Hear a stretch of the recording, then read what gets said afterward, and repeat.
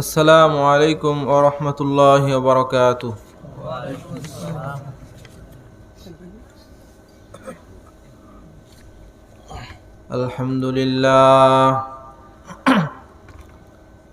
আলহামদুলিল্লাহ নাহমাদুহু ওয়া নাস্তাঈনুহু ওয়া নাস্তাগফিরুহু ওয়া নু'মিনু বিহি ওয়া নাতাওয়াক্কালু আলাইহি ونعوذ بالله من شرور أنفسنا ومن سيئات أعمالنا من يهده الله فلا مضل له ومن يضلل فلا هادي له ونشهد أن لا إله إلا الله وحده لا شريك له ونشهد أن سيدنا ومولانا محمدا عبده ورسوله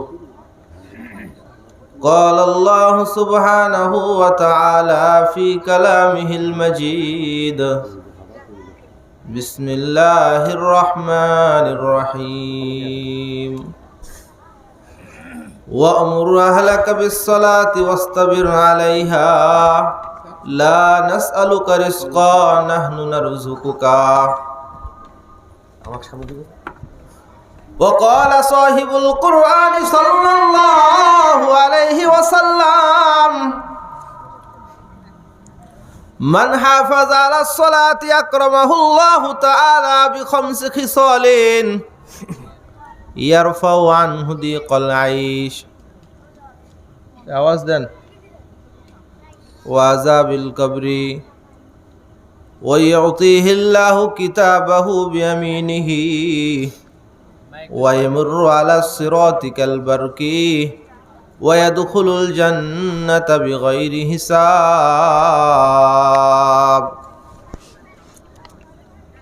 আওয়াজ দেন ভাই আমি জোরে চিল্লাইতে পারি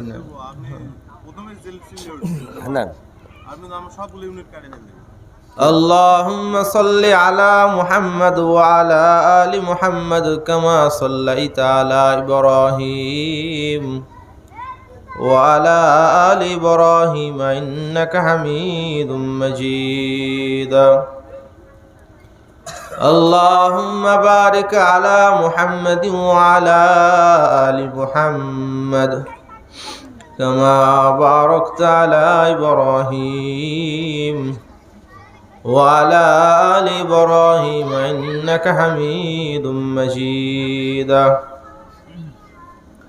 اللهم صل على روح محمد في الأرواح وعلى جسد محمد في الأجساد وعلى قبر محمد في القبور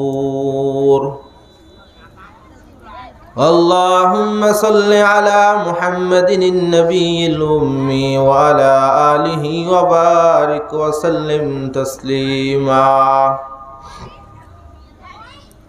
اللهم صل على محمد وعلى آل محمد وأنزله المقعد المقرب عندك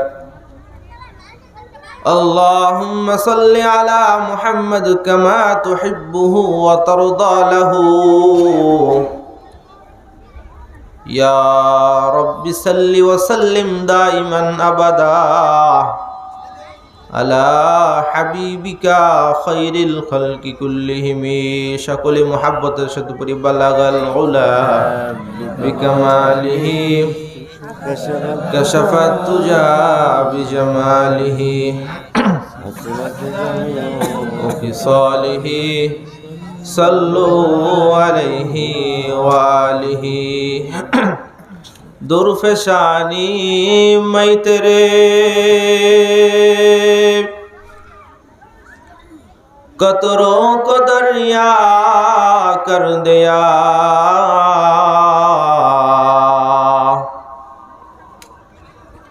दुर्फशानी मैं तेरे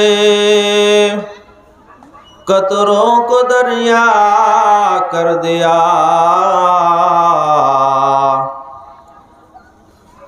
दिल को रोशन कर दिया, आँखों को बीना कर दिया।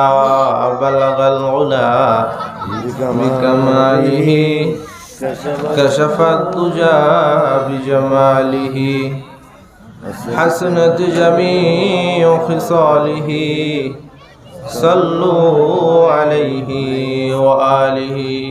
अल्हम्दुलिल्लाह। কাউটিপাড়া যুব সমাজ ঈদগাহ ও মসজিদের উদ্যোগে আয়োজিত ওয়াজ ও দোয়া মাহফিলের শ্রদ্ধাভাজন সম্মানিত সভাপতি ডক্টর মোহাম্মদ ওয়াজ কুরুনি, দি হাফেজ হোমিও হল আগ্রাদুগুন বাজার, প্রধান অতিথি জনাব মোহাম্মদ ইসমাইল হোসেন মোশতাক, চেয়ারম্যান 2 নম্বর আগ্রাদুগুন ইউপি। এবং আজকের মাহফিলের আমার পূর্বে আলোচনা করেছেন অত্র এলাকার কৃতি সন্তান হাফেজ কারি মোহাম্মদ সেকেন্দার আলী সরকার, এবং ওনার পূর্বে আলোচনা করেছেন হাফেজ মোহাম্মদ রেজাউল করিম সাহেব, এবং আমার সামনে উপস্থিত অত গ্রাম সহ আশেপাশে বিভিন্ন জায়গা থেকে আগত আল্লাহ পাকের আশিকিন জাকিরিন শাকিরিন মুরব্বিয়ানা আওয়াম যুবক ভাইরা, পর্দার অন্তরালের অবস্থানরতা আল্লাহ পাকের সদেকা জাহেদা আবেদা বান্দিরা, আমরা সকলেই সম্মিলিতভাবে আল্লাহ পাকের দরবারে শুকরিয়া আদায় করি যে আল্লাহ পাক আমাদের সবাইকে এই শীতের মৌসুমে কোরআন এবং হাদিসের আলোচনা শোনার জন্য এই জায়গাতে সমবেত হওয়ার তৌফিক দিয়েছেন। এই জন্য সকলে আওয়াজ দিয়ে বলি আলহামদুলিল্লাহ। মোহতারাম হাজিরিন, এই যে আলহামদুলিল্লাহর আওয়াজ আমরা দিলাম, এই কথা যে আমরা বললাম, বাক শক্তিটা আমাদেরকে কে দিয়েছেন বলেন তো? আল্লাহ। এটার জন্য কোনো টাকা দিয়েছিলাম আমরা? না। কোনো অ্যাপ্লিকেশন করেছিলাম, দরখাস্ত করেছিলাম? না। আল্লাহ ফ্রিতে দিয়েছেন নাকি কোনো টাকা কোনো জমি লেগেছে আমাদের? না।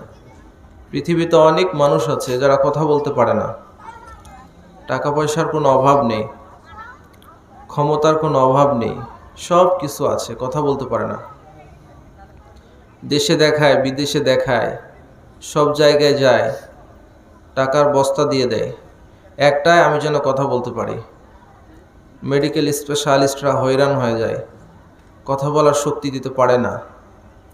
তো কথা বলার শক্তি কে দেন বলেন তো? আল্লাহ। সে আল্লাহ পাকের দেওয়া জবানে আবারও সকলে সম্মিলিতভাবে উচ্চ আওয়াজে শুকরিয়া আদায় করা যাবে কি যাবে না বলুন তো? আবারও সকলে সম্মিলিতভাবে উঁচু আওয়াজে আল্লাহ পাকের দরবারে শুকরিয়া আদায় করি। সকলে জবান খুলে পড়ি আলহামদুলিল্লাহ। মুহাব্বতের সাথে, শ্রদ্ধার সাথে, ভক্তি ভরে রসুলের শানে দরুদ পাঠ করি, সকলেই পড়ি সাল্লাল্লাহু আলাইহি ওয়াসাল্লাম। আপনারা এখানে এসেছেন, সত্যিই আপনারা অনেক বড় ভাগ্যবান।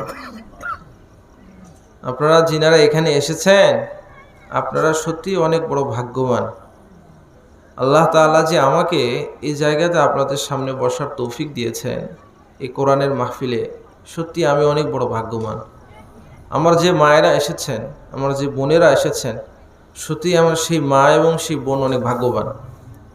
কারণ কোরআনের মাহফিলে আসতে পারাটা এটা বড়ই ভাগ্যের বিষয়। মেরি তলব কিসি করম কা সদকা হাই, কদম উঠতি নেহি হে উঠাই জাতি হে, বলুন সুবহানাল্লাহ। যে আমরা আমাদের শক্তি আর ক্ষমতায় আমরা আমাদের কদমকে উঠাতে পারি না। যদি আল্লাহ আমাদের কদম উঠানোর তৌফিক দেয় তবেই আমরা আমাদের পাকে উঠাতে পারি। আমি এখানে এসেছি, আপনি এখানে এসেছেন, আপনার ক্ষমতায়ও আপনি আসতে পারেননি, আমি আমার ক্ষমতাতেও আসতে পারিনি। আল্লাহ আমাকে আসার এবং আপনাদেরকে আসার তৌফিক দিয়েছেন বলেই আসতে পেরেছি। আল্লাহ চেয়েছেন বলেই আমরা এখানে আসতে পেরেছি। এটা তো জান্নাতের টুকরা। এটা একটা কিসের টুকরা বাবা? জান্নাতের টুকরা। এটা ভাগ্যের বিষয়। আল্লাহ এত দামি একটা জায়গা আপনাকে আমাকে কবুল করছে। গ্রামে তো অনেক মানুষ, এই গ্রামের সমস্ত যদি মানুষ এখানে জমা হইতো তো এই এরকম 2-4টা খোলা লাগতো, কিন্তু সকলেই তো আসে নাই, আসতে পারেনি। আল্লাহ আমাকে আপনাকে কবুল করছে, কথা ঠিক না ঠিক? আওয়াজ দেন। আল্লাহ রসুল সাহাবাই কেরামকে ডাক দিয়ে একদিন বললেন, হে সাহাবিরা, যখন তোমরা রিয়াজুল জান্নাহ অতিক্রম করবে তো সেখান থেকে একটু সুঘ্রাণ নিবে, একটু সুবাস নিবে, একটু সুগন্ধি নিবে।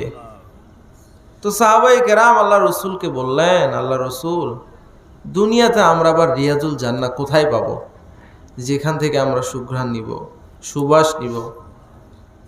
আল্লাহ রসুল বললেন, কলা হিলাকু জিকির, জিকিরের হালকা, যেখানে কোরআনের আলোচনা হয়, যেখানে হাদিসের আলোচনা হয়, যেখানে ফিকের আলোচনা হয়, যেখানে রবের তাসবিহ পড়া হয়, সেটাই হচ্ছে জিকিরের হালকা, এটাই হচ্ছে রিয়াজুল জান্নাহ। তোমরা যখন এরকম পরিবেশ দেখবা, সেখান থেকে তোমরা সুগন্ধি আর সুবাস নিবা। আল্লাহু আকবার। মুহতারাম হাজিরিন, আল্লাহ রসুল অন্য হাদিসের মধ্যে বলেছেন, ইজা কওমু ইয়াযকুরুন আল্লাহ তাআলা ইল্লা হাফাতহুমুল মালায়েকা ওয়া গাশিয়াতহুমুর রাহমা ওয়া নাযালাত আলাইহিমুস সাকিনা ওয়া যাকারাহুমুল্লাহু ফীমান ইনদাহ। এরকম জায়গাতে যারা বসে আল্লাহকে ডাকে, আল্লাহ পাক এই সমস্ত ব্যক্তির নামগুলো, রব যেখানে আছেন ওখানে রব তাদের নামগুলো ধরে ডাকেন। বলুন সুবহানাল্লাহ। রব নাম ধরে ডাকেন। আপনার মুখে যদি চেয়ারম্যান বলে, ভাই অমুক 10 জন মানুষের মধ্যে, আপনার তো গর্বে বুকটা ফেটে যায়, আরে চেয়ারম্যান আমার নাম নিয়েছে রে। যদি এমপি ডাকে 500 মানুষের মধ্যে, অমুক উপরে আসো না, গর্বে বুকটা ফেটে যায়, আরে একটা চেয়ারম্যান, একটা এমপি আমার নাম ধরে ডাকছে এতগুলো মানুষের মধ্যে।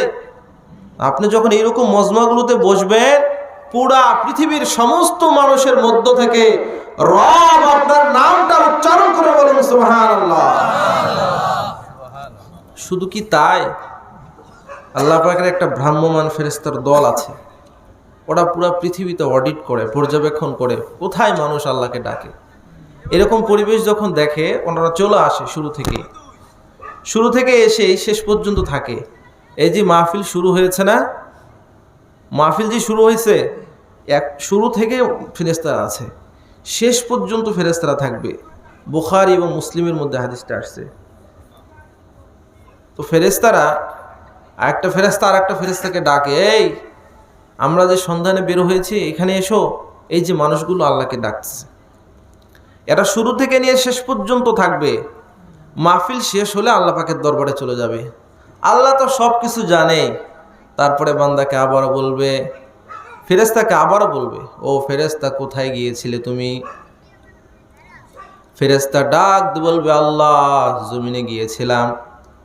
বলে জমিনে গিয়ে কি দেখলা? বলে আল্লাহ জমিনে গিয়ে দেখলাম আপনার বান্দাগুলো আল্লাহ আল্লাহ বলে ডাকছে। বলুন সুবহানাল্লাহ। আল্লাহ পাক ডাক দিয়ে বলে, হে ফেরেশতারা, আমার বান্দা আমি আল্লাহকে দেখেছে নাকি? বলে আল্লাহ, না না, আপনার বান্দারা আপনাকে দেখে নাই। যদি আমার বান্দারা আমাকে দেখতো তো কি করতো? বলে আল্লাহ, যদি আপনার বান্দারা আপনাকে দেখতো আরো বেশি বেশি পরিমাণে আল্লাহ আল্লাহ বলে আপনাকে ডাকতো। বলুন সুবহানাল্লাহ। রব্বুল আলামিন ফেরেশতাদেরকে ডাক দিয়ে বলেন, ফেরেশতারা আমার বান্দারা কি চায়? ফেরেশতারা ডাক দিয়ে বলে, আল্লাহ আপনার বান্দারা আপনার কাছে জান্নাত চায়। আল্লাহ ডাক দিয়ে বলে, বান্দারা ফেরেশতারা আমার বান্দারা কি জান্নাত দেখেছে নাকি? বলে আল্লাহ, না না, জান্নাত দেখে নাই। যদি তারা জান্নাত দেখতো কি করতো? ফেরেশতারা বলে, আল্লাহ যদি তারা জান্নাত দেখতো আরো বেশি বেশি জান্নাত পাওয়ার জন্য আপনার দরবারে প্রার্থনা করত। রব ফেরেশতাদেরকে আবার ডাক দিয়ে বলে, ও ফেরেশতারা আমার বান্দারা আর কি চায়? ফেরেশতারা ডাক দিয়ে বলে, আল্লাহ আপনার বান্দারা জাহান্নাম থেকে মুক্তি চায়। রব্বুল আলামিন ডাক দিয়ে বলে, ফেরেশতারা আমার বান্দারা জাহান্নামের আযাব দেখেছে নাকি? বলে না না আল্লাহ আপনার বান্দারা জাহান্নামের আযাব দেখে নাই। বলে যদি জাহান্নামের আযাব দেখতো কি করতো? ফেরেশতারা বলে, আল্লাহ যদি আপনার বান্দারা জাহান্নামের আযাব দেখতো আরো বেশি বেশি করে জাহান্নাম থেকে বাঁচার জন্য আপনার কাছে ক্ষমা চাইতো। রব্বুল আলামিন ডাক দিয়ে বলেন, ফেরেশতারা তোমরা সাক্ষী হয়ে যাও, এই মাহফিলের মধ্যে যত মানুষ এসেছিল সমস্ত মানুষের জিন্দেগির গুনাহগুলোকে আমি ক্ষমা করে দিলাম। বলুন সুবহানাল্লাহ। ফেরেশতাদের মধ্য থেকে কিছু ফেরেশতা প্রশ্ন করে, আয় আল্লাহ, এই মাহফিলের মধ্যে অনেক মানুষ এসেছিল আপনাকে ডাকবার জন্য, আর কিছু কিছু মানুষ এসেছিল আপনাকে ডাকার জন্য না। যারা মাহফিল শোনার জন্য এসেছিল তাদের সঙ্গে শুধু সাক্ষাতের জন্য এসেছিল, আপনার জিকিরের জন্য, আপনার কোরআন এবং হাদিস শোনার জন্য তারা আসে নাই। বুখারী এবং মুসলিম হাদিস শরীফের মধ্যে এসেছে, আল্লাহর পয়গম্বর বলেন, হুমুল জুলাসাউ লা ইয়াশকা বিহিম জালিসুহুম, এইরকম জিকিরের মাহফিলে যারা বসে, কোরআন এবং হাদিসের মাহফিলে যারা বসে কোরআন এবং হাদিস শোনার জন্য, এদের সঙ্গে যারা দেখা করতে আসে আল্লাহ তাআলা তাদেরকে পর্যন্ত মাফ করে দেয়। বলুন সুবহানাল্লাহ। এই জন্য মন খারাপ আমাদের? না। আমরা কি দুঃখিত? না। আমরা কি কোনো কিছু লস করে ফেলছি? না। আমরা আল্লাহ পাকের মেহেরবানিতে অনেক ভালো একটা জায়গায় আসছি। আমরা আল্লাহকে ডাকতে পারতেছি। আমরা কি করতে পারতেছি? আল্লাহকে ডাকতে পারতেছি। খলিল আহমেদ সাহালানপুরী রহমতুল্লাহ আলাই একজন মস্ত বড় মানের আল্লাহর ওলি। খলিল আহমেদ সাহালানপুরী রহমতুল্লাহ আলাই উনি ডাক বলে, আমার আল্লাহ আমাকে বড় ভালোবাসে। ওনার যে সমস্ত ভক্তবিন্দুগুলো ছিল তাকে ডেকে বলল, হযরত, আল্লাহ পাক যে আপনাকে ভালোবাসে এটার প্রমাণ কি? মাদালিল ওয়ালা মাতাদাইল, শুধু মুখে মুখে কোনো জিনিসের দাবি করলে এটা প্রমাণিত হয় না, এটার পক্ষে কিন্তু দলিল দেখাতে হয়। কথা বলেন ঠিক না বেঠিক? খলিল আহমেদ সাহালানপুরী রহমতুল্লাহ আলাই ওনার যখন ভক্তবিন্দুদেরকে বলেছেন আমার আল্লাহ আমাকে ভালোবাসে, ওনার ভক্তবিন্দু ডাক দিয়ে বলেন, হযরত, আপনার আল্লাহ যে আপনাকে ভালোবাসে তার প্রমাণ কি? আল্লাহর ওলি ডাক দিয়ে বললেন, হে আমার ভক্তবিন্দু, ভালো করে শুনে নাও, আমার আল্লাহ আমাকে ভালোবাসে তার প্রমাণ হলো আমার ঠোঁটগুলো মাঝে মাঝে মাঝে মাঝে সবসময় তার নাম ধরে ডাকে। বলুন সুবহানাল্লাহ। এই যে আমরা এই মাহফিলে এসেছি, আল্লাহকে আল্লাহ বলে ডাকতেছি, আল্লাহকে আল্লাহ বলে স্মরণ করতেছি, এটাই প্রমাণ বহন করে আল্লাহ পাকও আপনাকে আমাকে ভালোবাসে। কথা ঠিক না বেঠি? আল্লাহ পাকও আপনাকে এবং আমাকে ভালোবাসে, বিধায় আমরা এখানে উপস্থিত হতে পেরেছি। এই দিনই মাহফিলে লোকের উপস্থিতি সংখ্যা খুব কম। বর্তমান সময়ে দিন মানার, দিনকে ভালোবাসার মানুষের সংখ্যা অনেক কম। কথাটা সত্য বললাম না মিথ্যা বললাম? বলেন। এখন যদি একটা কোনো কনসার্টের অনুষ্ঠান হতো বা যদি কোনো খেলোয়াড় বা কোনো খেলার প্রতিযোগিতা হতো তো মানুষের উপচে পড়া ভিড় পড়ে যেত। কথা বুঝতে পারছেন বাবা? তো দিনই মাহফিল, দিনকে ভালোবাসার মানুষের সংখ্যা এটা যুগে যুগে কম ছিল। দিনকে অমূল্যায়ন করার মানুষের সংখ্যা বেশি ছিল। তো যারাই দিনকে ভালোবেসেছে, দিনের কাছে এসেছে, আল্লাহর হুকুম মেনে চলেছে, আল্লাহ তাদেরকে দুনিয়া এবং আখিরাতে সম্মান দান করছে। মসজিদগুলোতে মানুষ দেখা যাচ্ছে এখন, নামাজের তো মানুষ নেই। আপনাদের আগ্রে দেখুন বাজার, এই বাজারে যদি 2000 মানুষ থাকে, 2000 মানুষের মধ্যে ওই 1800 মানুষ দেখবেন মুসলমানের সন্তান। কথা সত্য না মিথ্যা বলেন? কিন্তু ওয়াক্তের যখন সময় আসে সলাতের, কয়টা মানুষ সলাত আদায় করতেছে বলেন? গুটি কয়েক মানুষ সলাত আদায় করে। যেগুলো করতেছে তার চাইতে বেশি মানুষ নামাজের বাইরে আছে। সলাত আদায় করি না আমরা, সলাত আদায় করি না। আমার পূর্বে যে আলোচনা করেছেন আপনারা হয়তো অনেকে জানেন, উনি আমার দুলাভাই। আমার দুলাভাই আমাকে মানুষ করছে। আমার দুলাভাই কি করছে, আমাকে মানুষ করছে। এই যে আমি আপনাদের কাছে বসে আছি না, এটা ওনার বদৌলতে, উনি ওসিলা। আমার দুলাভাই আমাকে মানুষ করছে ছোট থেকে একদম। আমি আগ্রা দুগুন বাজারে ছোট থেকে মানুষ হয়েছি। মাদ্রাসায় পড়তাম, ছুটি হলে দুলাভাইয়ের কাছে এসে থাকতাম। সারা জীবন থাকছি আপনাদের এই মাদ্রাসা। মানে এখানে আসলে মনে হয় আমার নিজের এলাকায় আসছি। তো যাই হোক, মোহতারাম হাজিরিন,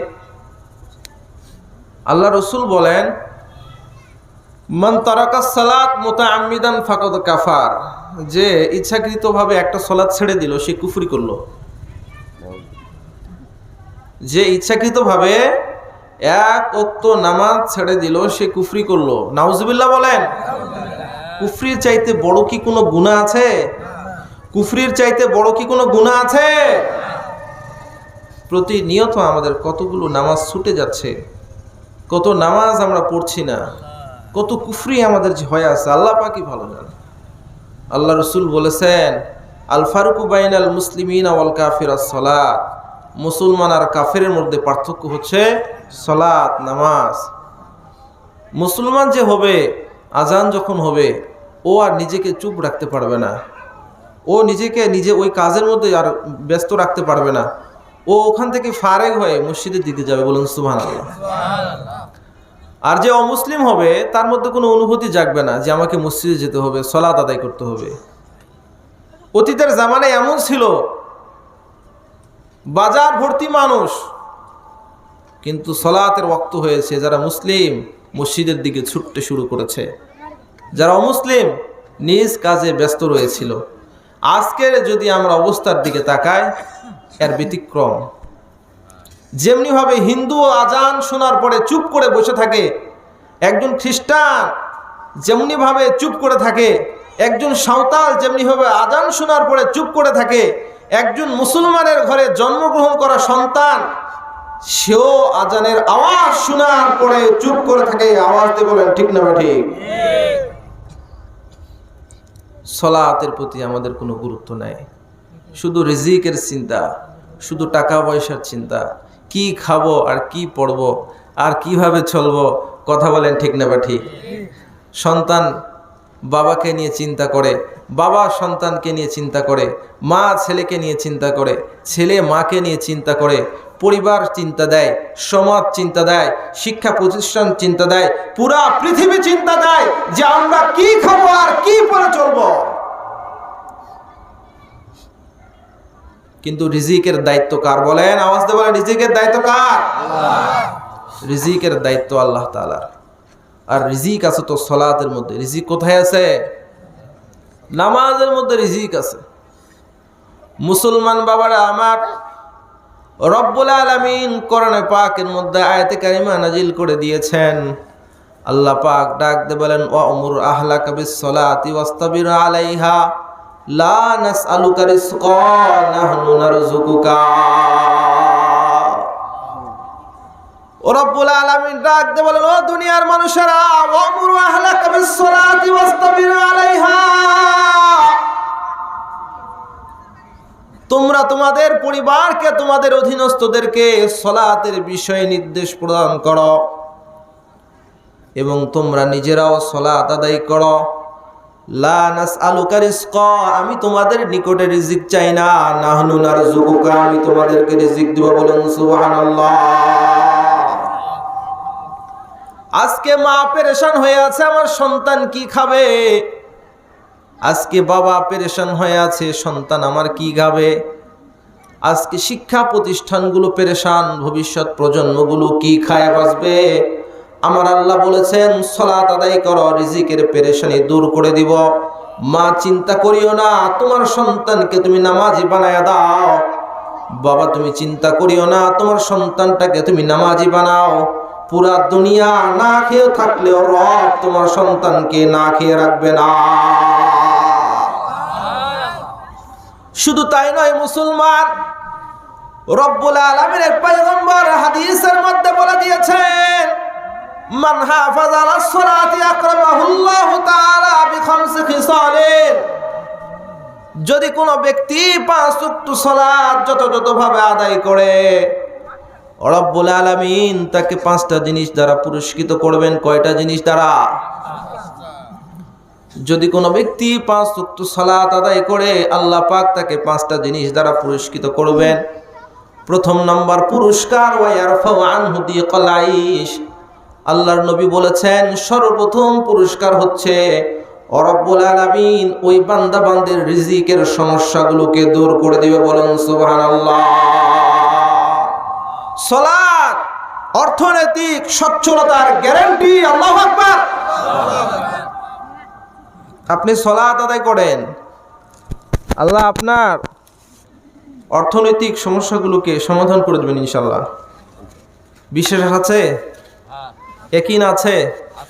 আমি কথাগুলো বানিয়ে বলছি না কোরআনের আয়াত, আল্লাহ রাসূলের হাদিস? কওমি মাদ্রাসা চিনেন আপনারা? পোরশা মাদ্রাসায় গিয়েছেন? বগুড়া জামিলে গিয়েছেন? বাংলাদেশের বড় কওমি মাদ্রাসাগুলো ঘুরবেন। এগুলোর কোনো জমি আছে? গভর্নমেন্ট থেকে এরা কি কোনো অনেক বড় অর্থনৈতিক ফান্ড পায়, কোনো টাকা পয়সা পায়? এদের বিল্ডিংগুলোর দিকে তাকাইছেন? গভর্নমেন্ট প্রতিষ্ঠানের চাইতে এদের বিল্ডিংগুলো অনেক বেশি উত্তম, ভালো। এদের খাওয়া দাওয়া চলাফেরা অনেক ভালো। এদের তো কোনো জমি নেই। যদি স্থবর কোনো সম্পদ থেকেও থাকে তো সেটার দ্বারা মাদ্রাসার অর্থায়ন যেটা প্রয়োজন সেটা পূরণ হয় না। এরপরে এই মাদ্রাসাগুলো চলে কেমনে? সালাতের মাধ্যমে। বলুন আল্লাহু আকবার। বাংলাদেশের কওমি মাদ্রাসাগুলো হলো সালাত আদায় করলে আল্লাহ যে রিজিকের ব্যবস্থা করে দেয় আর উজ্জ্বল দৃষ্টান্ত। বলুন সুবহানাল্লাহ। কওমি মাদ্রাসাগুলো উজ্জ্বল দৃষ্টান্ত। আপনি এগুলোর দিকে তাকান, আপনি উত্তর পেয়ে যাবেন যে সালাত মানুষকে রিজিক দেয়। পৃথিবীর অন্য কোনো প্রতিষ্ঠান আপনি পাবেন না যে কওমি প্রতিষ্ঠানগুলোতে যেগুলো আছে, যেগুলোতে শতভাগ ছাত্রদের সালাত নিশ্চিত করা হয়। বলুন সুবহানাল্লাহ। শতভাগ ছাত্রর সালাত নিশ্চিত করা হয়। একটু পানি খাই, থাকে আমি নিচ্ছি।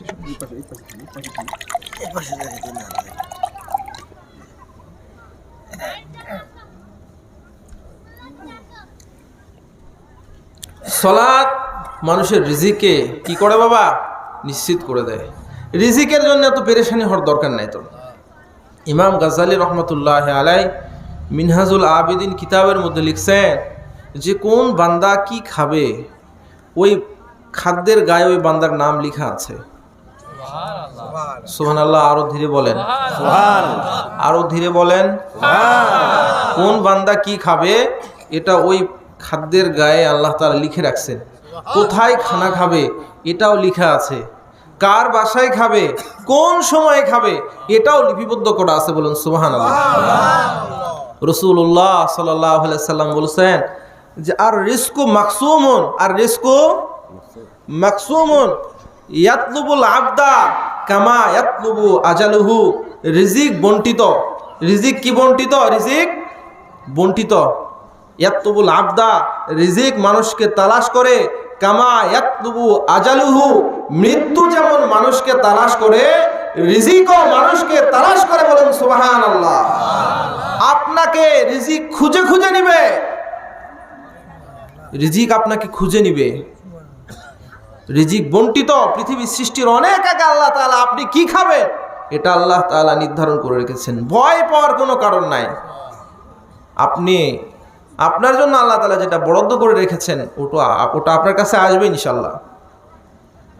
এই জন্য সাহাবায়ে কেরাম পেরেশান হতেন না, ভয় পাইতেন না যে আমি কি খাবো, আমার সন্তান কি খাবে। এটা সাহাবায়ে কেরামরা ভয় করতেন না, কারণ তাদের দিলের মধ্যে ইয়াকিন ছিল যে আমার আল্লাহ আমাকে সৃষ্টি করার বহু আগে আমি কি খাবো এটা নির্ধারণ করে রেখেছে। এখানে ভয় পাওয়ার কোনো কিছু নেই। আল্লাহ রসুলের একজন সাহাবী আব্দুল্লাহ ইবনে মাসউদ রাদিয়াল্লাহু তাআলা, উনি অসুস্থ হয়েছেন খলিফাতুল মুসলিমিন হযরতে উসমান রাদিয়াল্লাহু তাআলা আনহুর জামানায়। উসমান রাদিয়াল্লাহু তাআলা আনহু আব্দুল্লাহ ইবনে মাসউদ রাদিয়াল্লাহু তাআলা আনহুর কাছে গিয়েছেন। ডাক দিয়ে বলেন, হে আব্দুল্লাহ ইবনে মাসউদ, আমি শুনেছি আপনি নাকি অসুস্থ। আপনি যদি অনুমতি দেন তাহলে আপনার জন্য কোনো চিকিৎসকের ব্যবস্থা করি। আব্দুল্লাহ ইবনে মাসউদ রাদিয়াল্লাহু তাআলা আনহু উসমান রাদিয়াল্লাহু তাআলা আনহুকে ডাক দিয়ে বলেন, হে খলিফাতুল মুসলিমিন, যিনি আমাকে অসুস্থ করেছেন তিনি আমাকে সুস্থ করে তুলবেন, বলুন সুবহানাল্লাহ। খলিফাতুল মুসলিমিন উসমান রাদিয়াল্লাহু তাআলা আনহু আব্দুল্লাহ ইবনে মাসউদকে ডাক দিয়ে বলেন, হে আব্দুল্লাহ ইবনে মাসউদ, রাষ্ট্রীয় অর্থায়ন থেকে তোমাকে কিছু টাকা পয়সা দেই, যেগুলো তোমার জন্য বড় সহযোগী হবে, বড় উপকারী হবে। আল্লাহর রাসূলের অসুস্থ সাহাবী হযরত আব্দুল্লাহ ইবনে মাসউদ রাদিয়াল্লাহু তাআলা আনহু ডাক দিয়ে বলেন, হে খলিফাতুল মুসলিমিন উসমান, আমার কোনো রাষ্ট্রনৈতিক কোনো অর্থের আমার কোনো প্রয়োজন নাই। খলিফাতুল মুসলিমিন হযরত উসমান রাদিয়াল্লাহু তাআলা আনহু আব্দুল্লাহ ইবনে মাসউদকে ডাক দিয়ে বলেন, হে আব্দুল্লাহ ইবনে মাসউদ, তোমার অবর্তমানে, তোমার ইন্তেকালের পরে এই অর্থটা তোমার সন্তানদের জন্য বড় সাহায্যকারী হবে, বড় উপকারী হবে। আল্লাহ রাসূলের অসুস্থ সাহাবী আব্দুল্লাহ ইবনে মাসউদ রাদিয়াল্লাহু তাআলা আনহু ডাক দিয়ে বলেন, হে খলিফাতুল মুসলিমিন, আপনি কি ভেবেছেন আমার ইন্তেকালের পরে আমার সন্তানেরা কি না খেয়ে থাকবে? হে খলিফাতুল মুসলিমিন, আপনি কি ভেবেছেন আমার ইন্তেকালের পরে আমার সন্তানেরা কি না খেয়ে থাকবে? না না, আমার সন্তানেরা না খেয়ে থাকবে না। কারণ আল্লাহর রাসূল বলেছেন, যে ঘরের মধ্যে সূরা ওয়াকিয়ার তেলাওয়াত হয় ওই ঘরের মানুষ কোনোদিন না খেয়ে থাকবে না। আমি আমার সন্তানদেরকে সূরা ওয়াকিয়ার তেলাওয়াতের শিক্ষা দিয়েছি। আল্লাহর রাসূলের কথা অনুযায়ী আমার সন্তানগুলো আমার ওফাতের পরেও কোনোদিন রিজিকের অভাবে না খেয়ে থাকবে না। কি ইয়াকিন তাদের! শুধু তাই নয়, মুসলমান, আল্লাহ পাকের একজন জলিল কদর পয়গম্বর যার নাম হযরতে মূসা আলাইহিস সালাম। মূসা আলাইহিস সালাম একদিন দাঁড়িয়ে আছেন, আল্লাহ পাক বললেন, হে পয়গম্বর মূসা, তোমার হাতের মধ্যে যে লাঠিটা আছে সেই লাঠি দ্বারা তুমি জমিনের মধ্যে আঘাত করো, একটা পাথরের মধ্যে আঘাত করো। আল্লাহর পয়গম্বর মূসা আলাইহিস সালাম পাথরের মধ্যে আঘাত করছে, পাথরটা ভেঙে টুকরো টুকরো হয়েছে, বলুন সুবহানাল্লাহ। একটু জিকির করি, লা ইলাহা ইল্লাল্লাহ।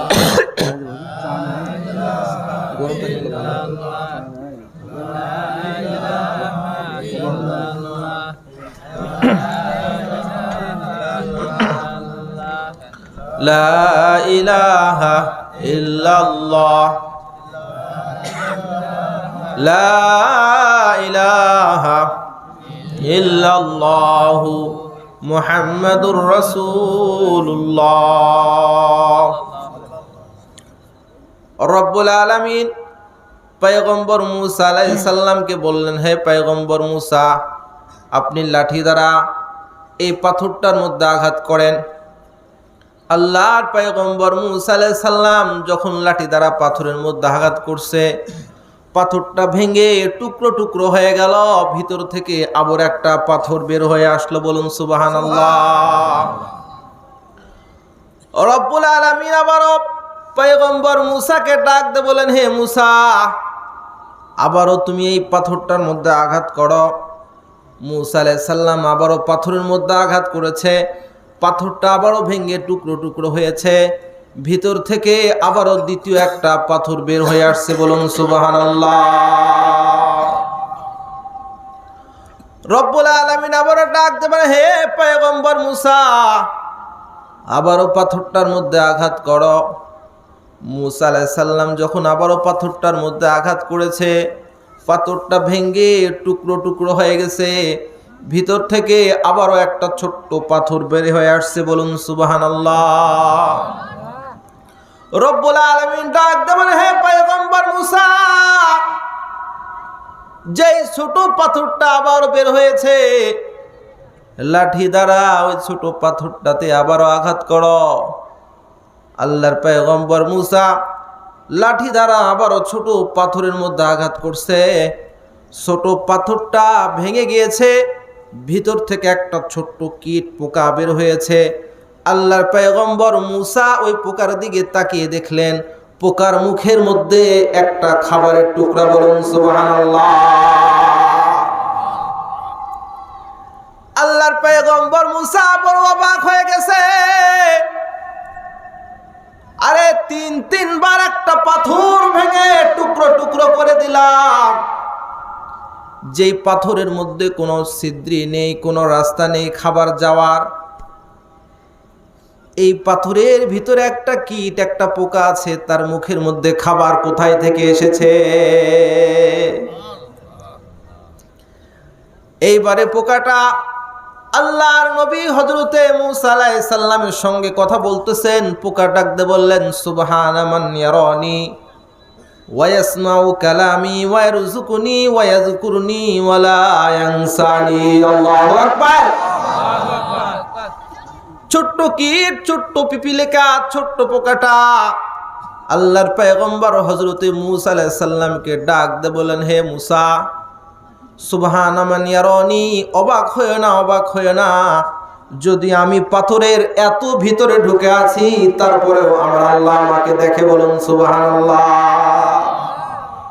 হে মূসা, অবাক হয়ে না, যদি আমি পাথরের এত ভিতরে ঢুকে আছি, ওয়া ইয়াসমাউ কালামি, আমি এই জায়গা থেকে যে কথাগুলো বলি আমার আল্লাহ সেই কথাগুলো শুনে। আল্লাহু আকবার।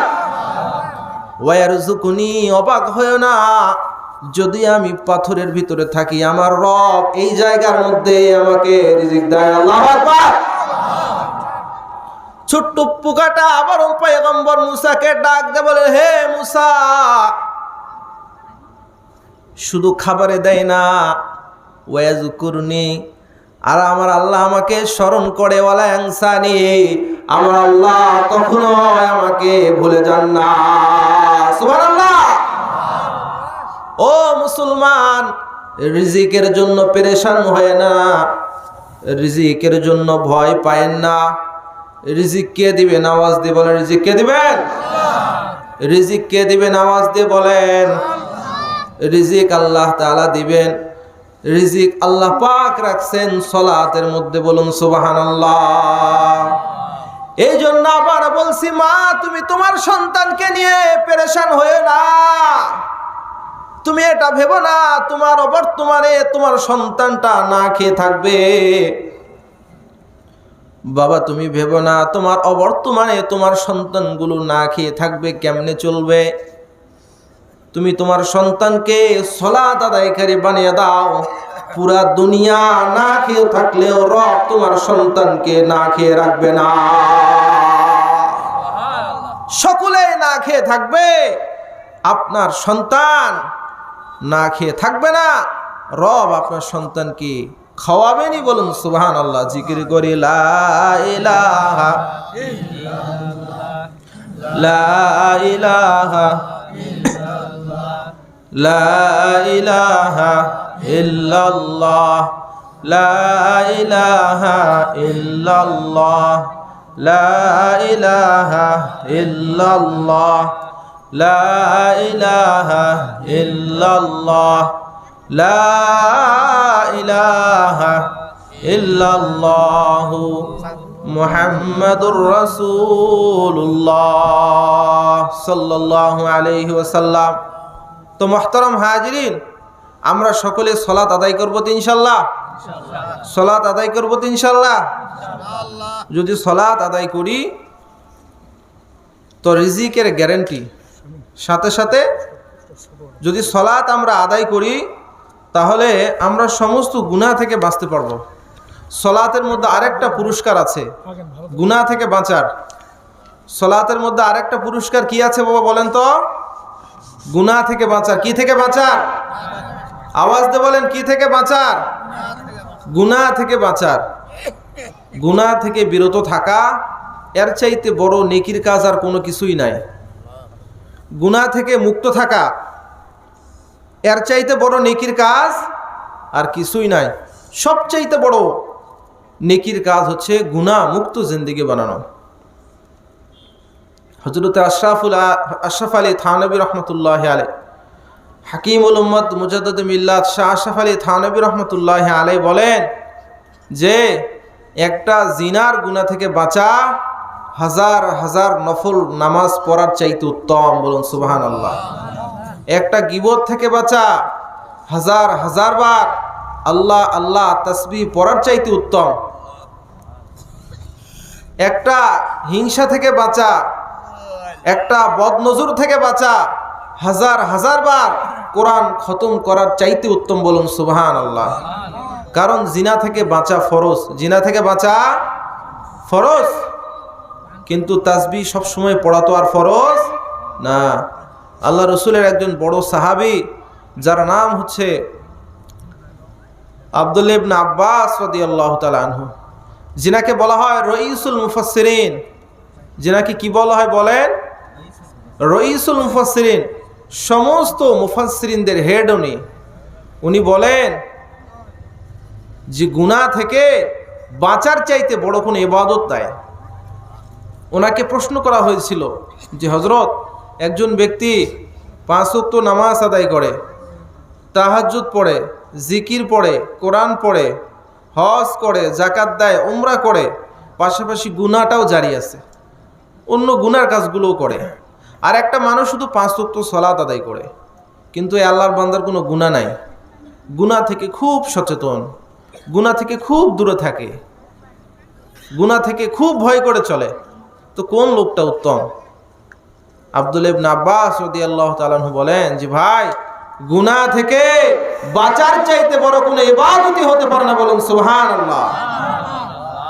হযরত আয়েশা সিদ্দিকা রাদিয়াল্লাহু তাআলা আনহা বলেন, যদি কোনো ব্যক্তি তাহাজ্জুদ নামাজ আদায়কারী ব্যক্তির চাইতে কিয়ামতের ময়দানে অধিক পরিমাণে সম্মানিত হতে চায়, সে যেন গুনাহ মুক্ত জিন্দেগি বানায়। বলুন সুবহানাল্লাহ। গুনাহ মুক্ত জিন্দেগি বানায়। এই জন্য আল্লাহ রসুল বলেন, ক্বালান নবী সাল্লাল্লাহু আলাইহি সাল্লাম, ইত্তাকুল মাহারিম তাকুন আবাদান নাস।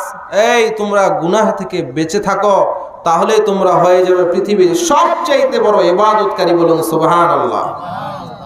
আজকে গুনাহ থেকে বাঁচার কোনো আমাদের চেষ্টা নেই। গুনাহ থেকে বাঁচার কোনো চেষ্টা আছে আমাদের? না, গুনাহ থেকে বাঁচার কোনো চেষ্টা নেই। গুনাহ আরও কেমনে বেশি হবে সেই ফিকির আছে। আমরা আজকে গুনাহকে গুনাহই মনে করি না। আমার একজন ওস্তাদ বলতেন যে ভাই, গুনাহ হয়ে যাওয়া এটা বড় একটা পেরেশানির বিষয় বা বড় একটা ভয়ের বিষয়। তার চাইতে বড় ভয়ের বিষয় গুনাহকে গুনাহ না মনে করা। তার চাইতে বড় ভয়ের বিষয় কি বলেন? গুনাহকে গুনাহ না মনে করা। আজকে আমাদের অবস্থাটা এমনই হয়েছে, আমরা গুনাহকে গুনাহই মনে করি না। আমরা গুনাহকে গুনাহই মনে করি না। আপনি আপনার ভাবির সঙ্গে কথা বলতেছেন, ভাবি, আপনি যখন ভাবির দিকে তাকাবেন আপনার জিনার গুনাহ লেখা হবে। এটা কি ভেবে দেখেছেন কখনো? মা বোনেরা বাহিরে ঘোরে, পরপুরুষ আপনাদেরকে দেখে, আপনাদের জিনার গুনাহ লেখা হয়। আমাদের সমাজ কি এটা খারাপ বলে? আমরা কি এটা খারাপ বলি? বলি না। আর এটা যে গুনাহ, আমরা গুনাহই মনে করি না। মিথ্যা কথা বলা এটা গুনাহই মনে করি না। কারো গীবত করা এটা গুনাহই মনে করি না। এটা একটা ডাল ভাত হয়েছে, লবণ ভাত হয়েছে, এটা ছাড়া মানে জীবন চলে না। ঘি ভাত হয়েছে। আল্লাহ রসুল বলছেন, জিনাল আইনিয়ান নজরু, চোখের জিনা হলো একটা অন্য মহিলাকে দেখা, চোখের জিনা এটা। আল্লাহ রসুল বলেছেন, লানাল্লাহুন নাজিরা ওয়াল মানজুরা ইলাইহিমা, যেই পুরুষ অন্য একটা মহিলাকে দেখবে আর যেই মহিলা অন্য একটা পুরুষকে দেখবে, এরা যদি বাইতুল্লাহ শরীফের ভিতরেও ঢুকে থাকে, তারপরও আল্লাহ তাআলা লানত তাদের উপরে। বলুন নাউজুবিল্লাহ। আল্লাহ পাকের লানত। যেই মহিলাটাকে আপনার কোনো না কোনো সময় বিবাহ করা যাবে, এই মহিলাকে আপনার দেখা যায় নাই। ওই মহিলা কোনো না কোনো সময় একজন পুরুষকে বিয়ে করতে পারবে, ওই মহিলার জন্য ওই পুরুষকে দেখা জায়েজ নাই। আপনার ভাইয়ের স্ত্রী, আপনার ভাইয়ের স্ত্রী, আপনার ভাইয়ের স্ত্রী, আপনার ভাইয়ের স্ত্রী থাকা অবস্থায় আপনি তাকে বিয়ে করতে পারবেন না। কিন্তু যখন ওনার সঙ্গে ছাড়াছাড়ি হয়ে যাবে, ছাড়াছাড়ি হয়ে যাবে, তখন আপনি আবার ওনাকে বিয়ে করতে পারবেন। এখন পাচ্ছেন না, কিন্তু পরবর্তীতে পারবেন। এই সম্পর্কের আত্মীয়গুলো বা এই সম্পর্কের লোকদেরকেও দেখা যাবে না, যাদেরকে কোনো না কোনো সময় বিবাহ করা জায়েজ আছে, এদেরকে দেখা যাবে না। দেখলেই জিনার গুনাহ। আমরা এটা মানি বাবা, আমরা এটা মানি না। চোখের গুনাহ হলো সবচাইতে বড় গুনাহ, সবচাইতে বড় গুনাহ। আল্লাহ ওয়ালারা বলেন, যদি কোনো ব্যক্তি চোখের গুনাহ থেকে নিজেকে হেফাজত করতে পারে, বাকি অঙ্গ প্রত্যঙ্গ গুনাহগুলো থেকে বাঁচাটা তার জন্য সহজ হয়ে যায়। বলুন সুবহানাল্লাহ। যদি কোনো ব্যক্তি 2 মনের একটা বস্তা কাঁধে নিতে পারে, তার জন্য আধা মনের একটা বস্তা কাঁধে নেওয়া খুব একটা কঠিন হবে না। তো মানুষ যদি চোখের গুনাহ থেকে বাঁচে, অন্য অন্য অঙ্গ প্রত্যঙ্গগুলোর গুনাহ থেকে বাঁচা তার জন্য বড় সহজ হয়ে যায়। বলুন সুবহানাল্লাহ। গুনাহ মুক্ত জি এবং দেবর এক বাড়িতে চলাফেরা করবে কিভাবে, সেটা পরে হবে। আপনি আমার সঙ্গে বয়ানের পরে পার্সোনাল সাক্ষাৎ করবেন, এর প্রেসক্রিপশন আমি আপনাকে দিব। তবে আমি এখন কথা বলি। তো মুহতারাম হাজিরিন, যে কথা বলছিলাম আপনাদের খেদমতে, যদি চোখের গুনাহ থেকে আমরা বাঁচতে পারি, তো বাকি অঙ্গ প্রত্যঙ্গগুলোর গুনাহ থেকে বাঁচাটা আমাদের জন্য বড় সহজ হয়ে যায়। বলুন সুবহানাল্লাহ। চোখের গুনাহ থেকে যদি আমরা বাঁচি, বাকি অঙ্গ প্রত্যঙ্গগুলোর গুনাহ থেকে বাঁচা আমাদের জন্য বড় সহজ হয়ে যাবে। এই জন্য আমরা চেষ্টা করি, প্রতিনিয়ত চেষ্টা করি যে আজকের দিনে যেন আমার থেকে কোনো গীবত না হয়, আমার থেকে যেন আজকের দিনে কোনো মিথ্যা না হয়, আমার চোখ দ্বারা যেন আজকের দিনে কোনো অন্য মহিলার দিকে নজর না পড়ে। যদি আমি এরকমভাবে চেষ্টা করি এবং সলাত আদায় করি, তো আল্লাহ পাকের কোরআনের মধ্যে যে ঘোষণা আছে, ইন্না সলাতা তানহা আনিল ফাহশাই ওয়াল মুনকার, যে সলাত একমাত্র মানুষকে সমস্ত গুনাহ, সমস্ত পাপাচার থেকে বিরত রাখে। আল্লাহ পাকের মেহেরবানিতে আমরাও সমস্ত গুনাহ থেকে মুক্ত হতে পারবো। বলুন সুবহানাল্লাহ। এবং চেষ্টা করি আমাদের সলাৎগুলো যেন সুন্নত তরিকায় হয়, আমাদের সলাৎগুলো যেন কি হয়, সুন্নত তরিকা হয়, সুন্নত অনুযায়ী যেন আমাদের সলাৎগুলো হয়। আজকে সুন্নতের কোনো তোয়াক্কা নাই। সুন্নতের কোনো তোয়াক্কা আছে আমাদের? সুন্নতের কোনো তোয়াক্কা নাই। যখন খানা খাই এখানে সুন্নত নাই, যখন পোশাক পরি এখানে সুন্নত নাই, যখন নামাজ পড়ি এখানে সুন্নত নাই, যখন কথা বলি এখানেও সুন্নত নাই। আছে নাকি সুন্নত? নাই। না আছে পোশাকে, না আছে কথায়, না আছে ঘরে, না আছে ঘরের বাহিরে। যেই দিকে যায় সেদিকে শুধু পশ্চিমা কালচার। কথা বলেন ঠিক না বা ঠিক?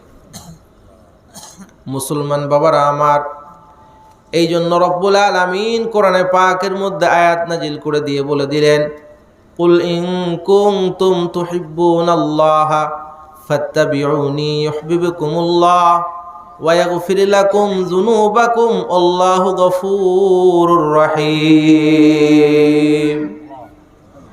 রব্বুল আলামিন ডাক দিয়ে বলে, ও দুনিয়ার মানুষ, ও পয়গম্বর মুহাম্মদ সাল্লাল্লাহু আলাইহি ওয়াসাল্লাম, দুনিয়ার সমস্ত মানুষদেরকে বলে দিন, দুনিয়ার মানুষরা যদি আমি আল্লাহ তাআলার ভালোবাসা পেতে চাই, ফাত্তাবিউনি, দুনিয়ার মানুষ যেন আপনি মুহাম্মদ সাল্লাল্লাহু আলাইহি সাল্লামের অনুসরণ করে আপনার সুন্নত মেনে চলে। বলুন সুবহানাল্লাহ।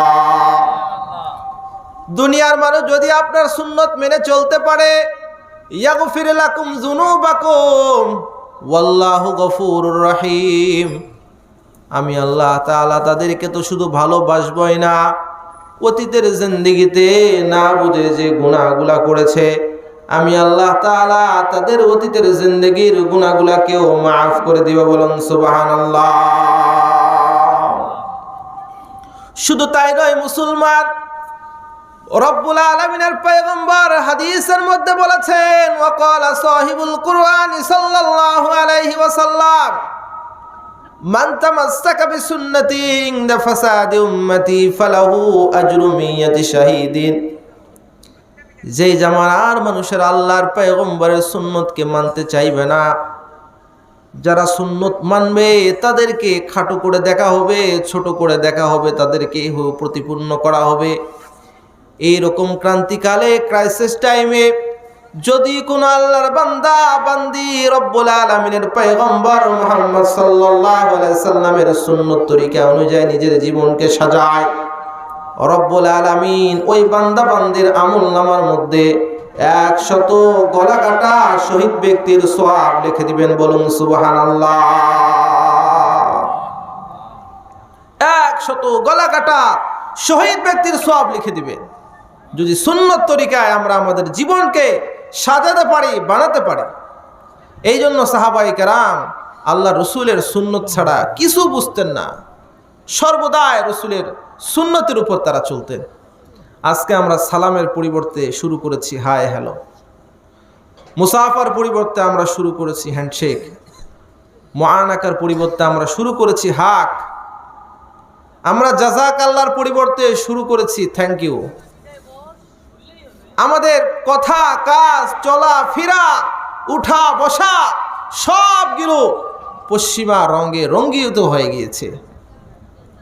কিন্তু আমাদের সব কিছু হওয়া দরকার মুহাম্মদ সাল্লাল্লাহু আলাইহি সাল্লামের অনুসরণে অনুকরণে। বলুন সুবহানাল্লাহ।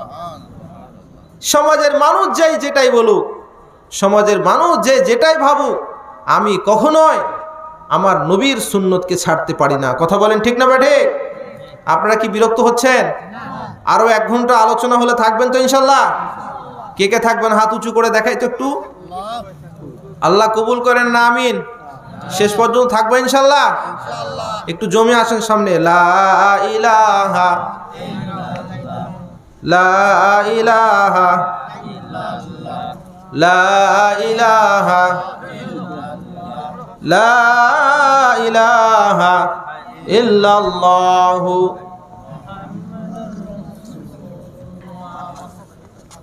মুহতারাম হাজিরিন, সাহাবায়ে কেরাম আল্লাহ রসুলের সুন্নতের জন্য পাগল ছিলেন। আমরা তো টুপি মাথায় দিতে, দাড়ি রাখতে, জুব্বা পাঞ্জাবি গায়ে দিতে লজ্জাবোধ করি কি করি না বলেন? অনেক মানুষ আছে টুপি পরতে চায় না, দাড়ি রাখতে চায় না, জুব্বা পাঞ্জাবি গায়ে দিতে চায় না, শরম করে, লজ্জা করে। আল্লাহ রসুলের সুন্নাত গায়ে দিতে লজ্জাবোধ করে। পুলিশের একটা পোশাক আছে না নাই বলেন? পুলিশের পোশাক আছে না নাই? বিজিবির পোশাক আছে না নাই? আর্মিদের পোশাক আছে না নাই? র্যাবের পোশাক আছে না নাই? পুলিশ কখনো ওদের পোশাক পরতে লজ্জাবোধ করে না, গর্ববোধ করে। আর্মি কখনো ওদের পোশাক পরতে লজ্জাবোধ করে না, গর্ববোধ করে। র্যাব কখনো ওদের পোশাক পরতে লজ্জাবোধ করে না, ওটা গর্ববোধ করে। ও জানে এটা আমার পোশাক, এটা র্যাবের পোশাক, এটা আর্মির পোশাক, এটা পুলিশের পোশাক। পুলিশ যেমন তার পোশাক পরতে লজ্জাবোধ করে না, আর্মি যেমন তার পোশাক পরতে লজ্জাবোধ করে না, বিজিবি যেমন তার পোশাক পরতে লজ্জাবোধ করে না, একজন মুসলমান হিসাবে, একজন ঈমানওয়ালা হিসাবে আল্লাহর রসুলের সুন্নতের পোশাক পরতে লজ্জাবোধ করা ঠিক নয়। কেন আপনি লজ্জাবোধ করতেছেন? আপনি তো মুসলমানের সন্তান, লজ্জা কিসের? আল্লাহ রসুল যখন 8ম হিজরিতে উমরা করার জন্য যখন মক্কাতে গিয়েছিলেন, মক্কাতে যখন আল্লাহ রসুল যাবেন, পথের মধ্যে আল্লাহ রসুল যে যাচ্ছেন বাইতুল্লাহতে উমরা করার জন্য, কাফেরদেরকে একটা ভুল তথ্য একটা লোক পৌঁছায় দিয়েছে যে মুহাম্মদ সাল্লাল্লাহু আলাইহি ওয়াসাল্লাম আসতেছে আপনাদের সঙ্গে যুদ্ধ করার জন্য। মুসলমান বাবারা আমার, আল্লাহর পয়গম্বর যখন উমরা করার জন্য মদিনাতে যাবেন, এমন তো অবস্থার মধ্যে সাহাবায়ে কেরামের মধ্যে থেকে অনেক সাহাবা রসুলের সঙ্গে রওনা দিয়ে দিল।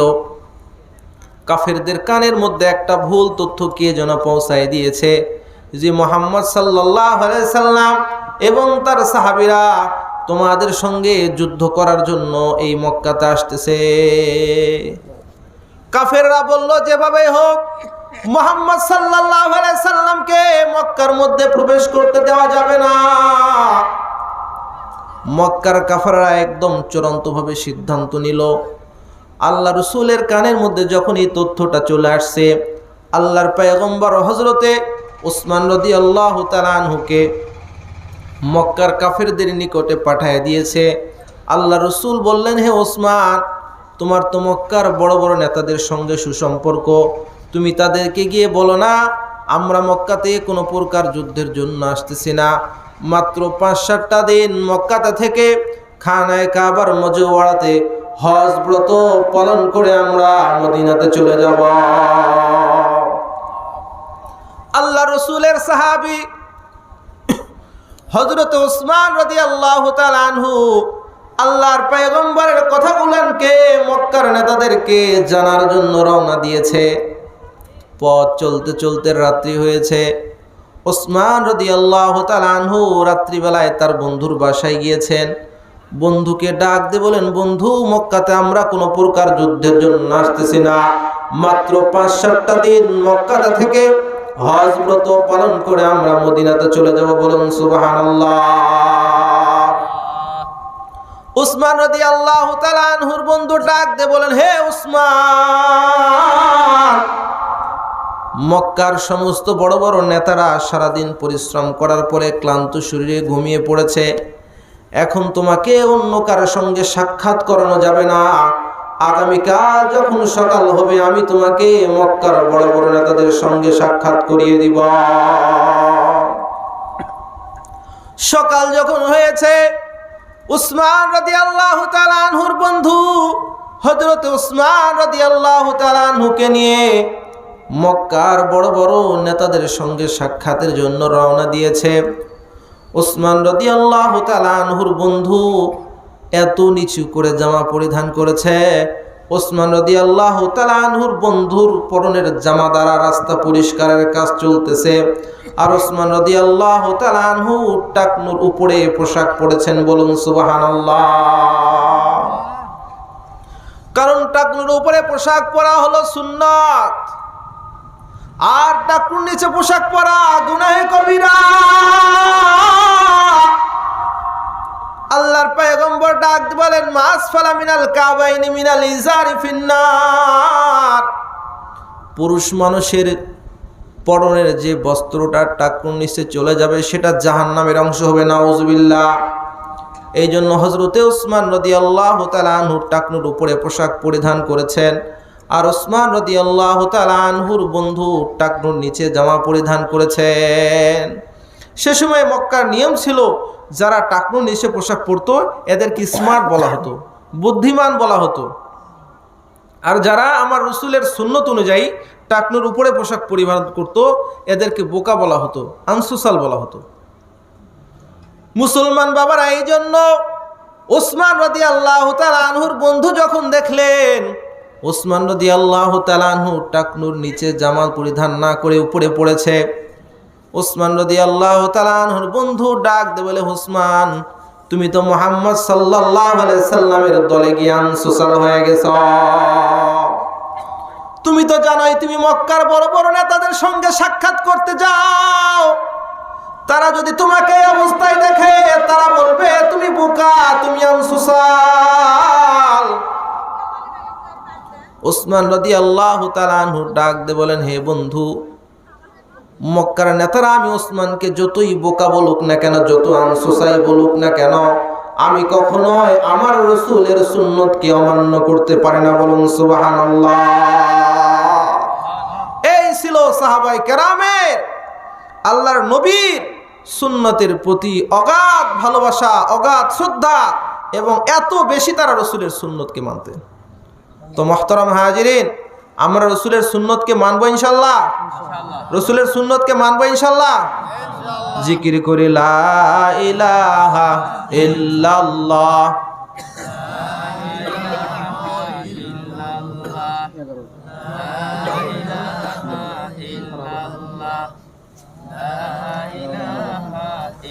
লা ইলাহা ইল্লাল্লাহ, লা ইলাহা ইল্লাল্লাহ, লা ইলাহা ইল্লাল্লাহ, লা ইলাহা ইল্লাল্লাহ, লা ইলাহা ইল্লাল্লাহ মুহাম্মাদুর রাসূলুল্লাহ।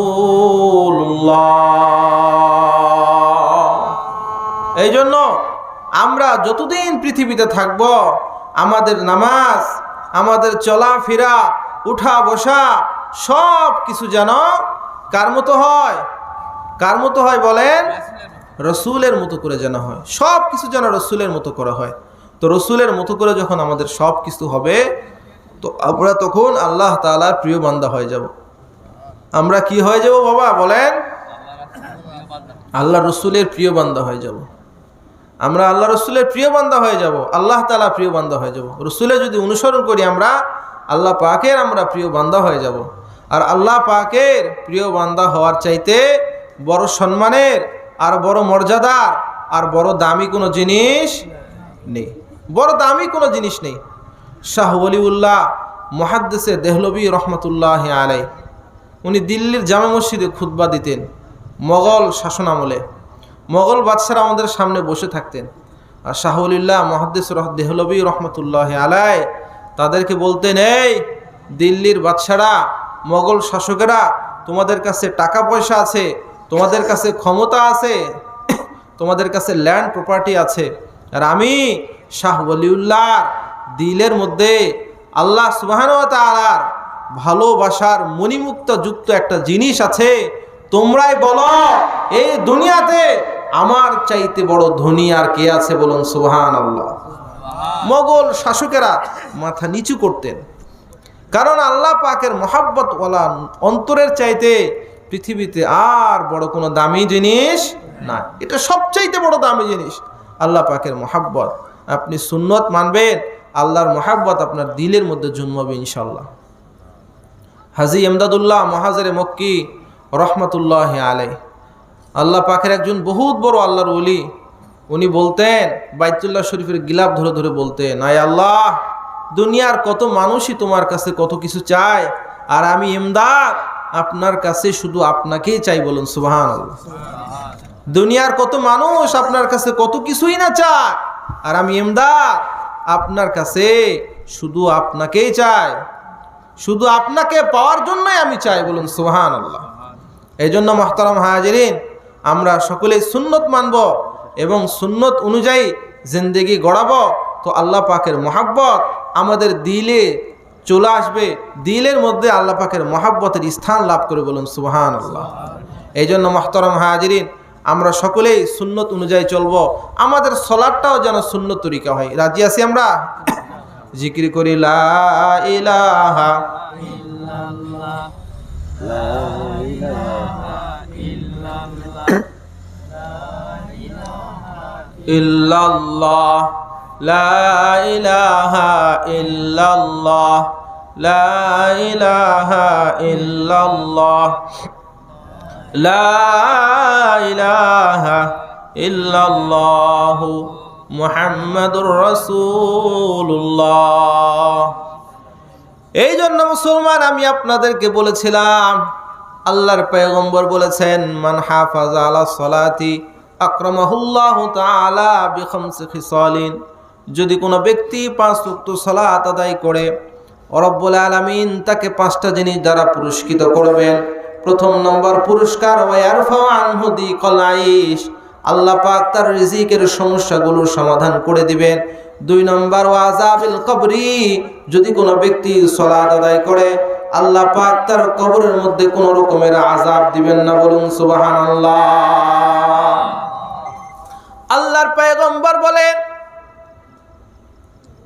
আল কবরু রাওযাতুম মিন রিয়াজিল জান্নাহ আও হুফরাতুম মিন হুফারিন নার, কবর হলো কারো জান্নাতের টুকরা হবে, অথবা কবর কারো জাহান্নামের টুকরা হবে। আমরা এই জন্য পৃথিবীতে অনেক সময় শুনে থাকি, দেখে থাকি, অনেক মানুষের ইন্তেকালের পরে তাকে যখন কবরস্থ করা হয়েছে, কবর থেকে কান্নার আওয়াজ আসে, অনেক মানুষের কবর থেকে কিন্তু ধোঁয়া পর্যন্ত বের হয়, বিভিন্ন ধরনের আযাব ও গজব দেখা যায়। আবারও আমরা এটাও দেখতে পাই, অনেক কবর থেকে সুঘ্রাণ বের হয়। বলুন সুবহানাল্লাহ। এই জন্য কোনো ব্যক্তি যদি 5 ওয়াক্ত সালাত সুন্দরভাবে আদায় করে, তাহলে আল্লাহ পাক রব্বুল আলামিন ওই ব্যক্তিটাকে কবরের আযাব থেকে হেফাজত করবেন। যে কবর সম্পর্কে হযরতে উসমান রাদিয়াল্লাহু তাআলা আনহুর মতো সাহাবী পর্যন্ত হাউমাউ করে কাঁদতেন। উসমান রাদিয়াল্লাহু তাআলা আনহুর সামনে যখন জান্নাতের আলোচনা করা হতো, জাহান্নামের আলোচনা করা হতো উনি কান্না করতেন না, ওনার সামনে যখন কবরের আলোচনা করা হতো উনি কান্না করতেন, এত বেশি বেশি পড়ে কাঁদতেন যে তার চোখের পানি দ্বারা দাড়ি পর্যন্ত ভিজে যাইত। সাহাবায়ে কেরাম আরজ করলেন, ওগো ওসমান রাদিয়াল্লাহু তাআলা আনহু, আপনার সামনে যখন জাহান্নামের আলোচনা করা হয়, কিয়ামতের ময়দানের আলোচনা করা হয়, আপনি কান্না করেন না, কিন্তু আপনার সামনে যখন কবরের আলোচনা করা হয় আপনি কেন কান্না করেন? ওসমান রাদিয়াল্লাহু তাআলা আনহু ডাক দিয়ে বললেন, ও সাহাবীরা, কবর হলো আখিরাতের প্রথম মঞ্জিল। এই কবরের মধ্যে যদি কোনো ব্যক্তি আটকা পড়ে যায়, থেমে যায়, বাকি মঞ্জিলগুলা তার জন্য পাশ করা বড় কঠিন হয়ে যায়। এই জন্য কবরের কথা মনে হলে আমার চোখ দিয়ে বেয়ে বেয়ে পানি বয়ে পড়ে। বলুন সুবহানাল্লাহ। কবর কত কঠিন জায়গা। আল্লাহর পয়গম্বর একদিন বনু নাজ্জার কওমের বাগানের ভিতর দিয়ে একটা খচ্চরের পিঠে চড়ে চলছিলেন। চলতে চলতে আল্লাহর পয়গম্বরের খচ্চরটা উপরের দিকে লাফায়ে উঠেছে। এত জোরে উপরে লাফায়ে উঠেছে, খচ্চরটা যেন পয়গম্বরকে তার পিঠ থেকে ফেলে দিবে। আল্লাহর পয়গম্বর খচ্চরের পিঠ থেকে নামলেন এবং যেই জায়গার মধ্যে খচ্চরটা লাফায়ে উঠেছে, পয়গম্বর ওই জায়গার মধ্যে গিয়ে দেখলেন সেখানে অনেকগুলো কবর আছে। আল্লাহর পয়গম্বর সাহাবায়ে কেরামকে ডাক দিয়ে বলেন, ও সাহাবীরা, তোমরা যারা এখানে আছো তারা কি জানো এগুলো কার কবর? একজন সাহাবী ডাক দিয়ে বললেন, ওগো পয়গম্বর, আমি জানি এগুলো কার কবর। আল্লাহ রাসূল ডাক দিয়ে বললেন, কার কবর এগুলা? এই লোকগুলা কখন মরেছে? সাহাবীটা আল্লাহর পয়গম্বরকে বলেন, এগুলো কার কবর, এখন লোকগুলো কখন মরেছে? তখন সাহাবী বললেন, ওগো পয়গম্বর, এই লোকগুলো শিরকের জামানায় মরেছে। আল্লাহর পয়গম্বর বলেন, এই লোকগুলোর কবরের মধ্যে জাহান্নামের আগুন দাউ দাউ করে জ্বলতেছে। মানুষকে কবরের মধ্যে যে আযাব দেওয়া হয়, যে আঘাত দেওয়া হয়, দুনিয়ার মানুষ যদি এই কবরের আযাব দেখতো বা জানতো, কোনো মানুষকে দাফন করার জন্য কবরের পাড়ে যাইতো না। বাবা মরে থাকতো, পচে যেত। মা মরে থাকতো, পচে যেত। বাবা মরে থাকতো, মা মরে থাকতো, ভাই মরে থাকতো, পচে যেত। কিন্তু কোনো মানুষকে দাফন করার জন্য কবরে যাইতো না। অবাক হচ্ছেন? কোভিড-19 দেখেন নাই? বাবা করোনার হয়েছে, সন্তান ধারে কাছে যায় না, স্ত্রী ধারে কাছে যায় না। হয়েছে কি হয়নি বলেন? তু জিকির করি লা ইলাহা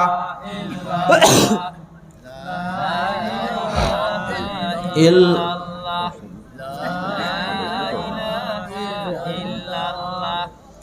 লা ইলাহা ইল্লাল্লাহ, লা ইলাহা ইল্লাল্লাহ, মুহাম্মাদুর রাসূলুল্লাহ সাল্লাল্লাহু আলাইহি ওয়াসাল্লাম। তো মুহতারাম হাজিরিন, যদি কোনো ব্যক্তি সালাত আদায় করে তো আল্লাহ তাআলা তার জিন্দেগির গুনাহ মাফ করে দিবেন এবং তাকে কবরের আযাব থেকে হেফাজত করবেন। দ্বিতীয় নম্বর পুরস্কার। এজন্য সালাত আদায় করবেন ইনশাআল্লাহ। ইনশাআল্লাহ। মুহতারাম হাজিরিন, নিয়মিত কোরআন পড়তে হবে। নিয়মিত কি করতে হবে? কোরআন পড়তে হবে। কোরআনও আপনাকে আমাকে আযাব থেকে বাঁচাবে। শুনলাম এখানে একটা কোরআনের প্রতিষ্ঠান হবে, একটা মাদ্রাসা হবে, এরকম একটা কথা শুনলাম। তো আমরা সকলেই চেষ্টা করি এই ভালো কাজে নিজেকে শরীক রাখার। ভালো কাজে নিজেকে শরীক রাখার কি করব? সকলে চেষ্টা করব। তাআবনু আলাল বিররি ওয়াত তাকওয়া ওয়ালা তাআবনু আলাল ইসমি ওয়াল উদওয়ান। তোমরা সৎ কাজে সহযোগী হও। সৎ কাজে সহযোগী হয়। সৎ কাজে যদি সহযোগী হতে পারি তো এটার নেকি আমি পাবো, আর অসৎ কাজে যদি সহযোগী হই এটার গুনাহ আমরা পাবো। মুসলমান বাবারা আমার, কাল কিয়ামতের ময়দানে দেখা যাবে অনেক ব্যক্তির আমলনামার মধ্যে শুধু সালাত আর সালাত, শুধু জাকাত আর জাকাত, আর শুধু হজ আর হজ। এবং অনেক মানুষের আমলনামার মধ্যে দেখা যাবে শুধু তেলাওয়াতে কোরআন। লোকগুলো খুশির চোটে লাফে উঠবে, আল্লাহ পাককে ডাক দিয়ে বলবে, মাওলা এত কোরআন তো আমি পড়ি না, এত কোরআনের নেকি কেমনে আসলো আমার আমলনামায়? আল্লাহ ডাক বললেন, বান্দা তুমি না একটা মাদ্রাসা বানিয়েছিলে, মাদ্রাসার জন্য তুমি অর্থ দিয়েছিলে, ওই মাদ্রাসায় কিয়ামত পর্যন্ত যত বাচ্চা কোরআন পড়েছে প্রত্যেকটা বাচ্চার কোরআন পড়ার একটা নেকির অংশ রব্বুল আলামিন তোমার আমলনামায় জমা করে দিয়েছে। এই জন্য আমাদের সামনে বড় সুযোগ এসেছে, বড় অফার এসেছে যে আমরা এই মাদ্রাসার জন্য যে যতটুক পারি সহায়তা করি। এই ঈদগার ময়দান, এখানে সলাত হবে, এই সলাতের জন্য আমরা যে যতটুক পারি সাহায্য করি। খুশি খুশি একটু নাম লিখায়, কে কি দিব একটু নাম লিখায়, আমরা একটু নাম লিখায়।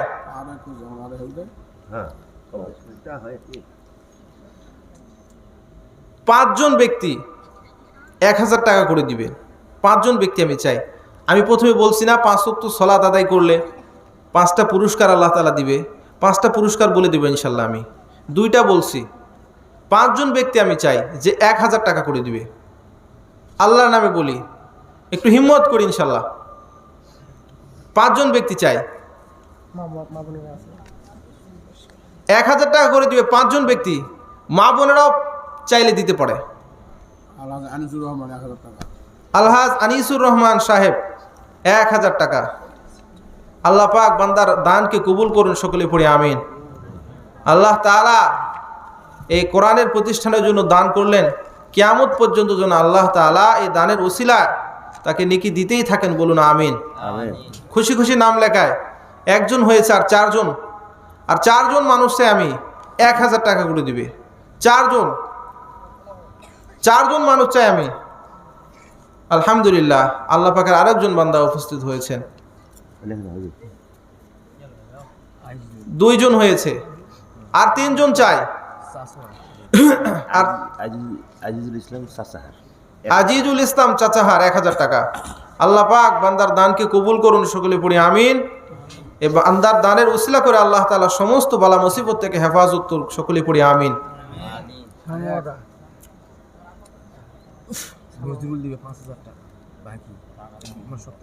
নজরুল ইসলাম, আল্লাহ পাকের এক বান্দা 5000 টাকা দিতে চেয়েছেন, ওয়াদাবদ্ধ হয়েছেন। আল্লাহ পাক যেন বান্দার দানকে কবুল করেন এবং অতি দ্রুত যেন আল্লাহ তাআলা এই সৎ কাজে তাকে অংশগ্রহণের তৌফিক দান করেন, সকলে পড়ি আমিন।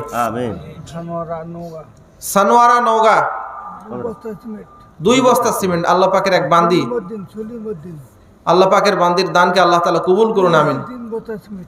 সলিমউদ্দিন 3 বস্তা সিমেন্ট। আলহামদুলিল্লাহ, আল্লাহ পাক বান্দার দানকে কবুল করুন, আমিন। সকলে একটু আমিন বলি, আমিন। বাকি বয়ানের পরে তাবারকের ব্যবস্থা আছে, আমরা কেউ উঠবো না ইনশাল্লাহ। আমি এখনই কিন্তু ওয়াজ শেষ করিনি, আরো আধা ঘন্টা সময় লাগবে ইনশাল্লাহ। আব্দুল সাত্তার 1000 টাকা। আল্লাহ পাক বান্দার দানকে কবুল করুন, সকলে পড়ি আমিন। 1000 টাকা। আল্লাহ পাকের আরেক বান্দা এসেছেন, যুবক ভাই, আল্লাহ পাক ভাইয়ের দানকে কবুল করুন, আমিন। মুসাব্বির রহমান 500। মুসাব্বির রহমান যুবক মানুষ, আল্লাহ পাকের রাস্তায় দান করেছে। আল্লাহ তাআলা ভাইয়ের বাবা মাকে সেহাতে কামেলা দান করুন, আল্লাহ তাআলা তাকে সুস্থতা দান করুক, আমিন। এই দানের উসিলায় আল্লাহ তাআলা তাকে কর্মের মধ্যে আরো সফলতা দান করুন, আমিন। খুশি খুশি নাম লেখায়, যার যতটুকু সামর্থ্য আছে ততটুকু দিয়ে আমরা শরীক হই ইনশাল্লাহ। ক্ষুদ্র থেকে ক্ষুদ্র দিয়ে আমরা শরীক হতে পারি ইনশাল্লাহ, ভালো কাজে শরীক হয় ইনশাল্লাহ। আল্লাহ আমাদের প্রত্যেকের দানকে কবুল করেন, আমিন। আল্লাহ আপনার ঘরের জন্য, আল্লাহ রসুলের ঘরের জন্য যারা দান করবে কোরআনের জন্য, আল্লাহ আপনাদের ইজ্জত বাড়িয়ে দেন, দুনিয়া ও আখিরাতে সম্মানিত করেন। আল্লাহ সমস্ত মুসিবত দূর করে দেন, সমস্ত হাজতগুলোকে পুরা করে দেন। আল্লাহ আল্লাহ যে যে আশায় দান করতেছে, যে যে সংকট নিয়ে দান করতেছে, আল্লাহ আপনি সকলের সংকটকে পুরা করে দেন। মোহাম্মদ মনসুর আলী 1000 টাকা। আল্লাহ আপনি চাচার দানকে কবুল করেন, আমিন।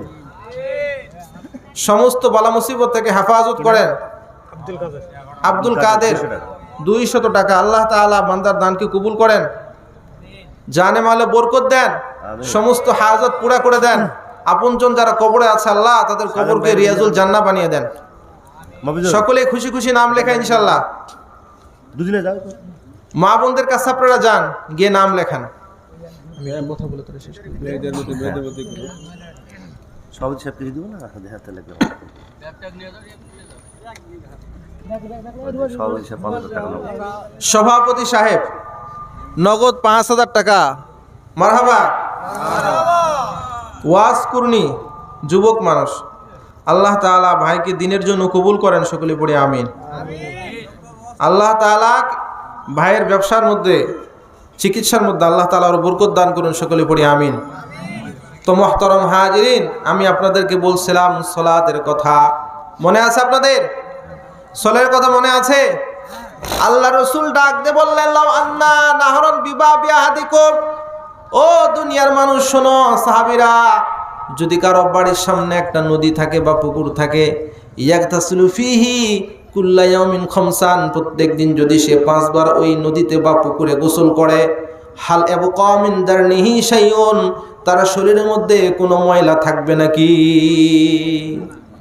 সাহাবায়ে কেরাম আরজ করলেন, পয়গম্বর, না না, ময়লা থাকবে না। যদি কোনো ব্যক্তি 5 বার নদীতে গোসল করে দিনে, ওই লোকের মধ্যে কখনোই নাপাকি কোনো ময়লা থাকতে পারে না।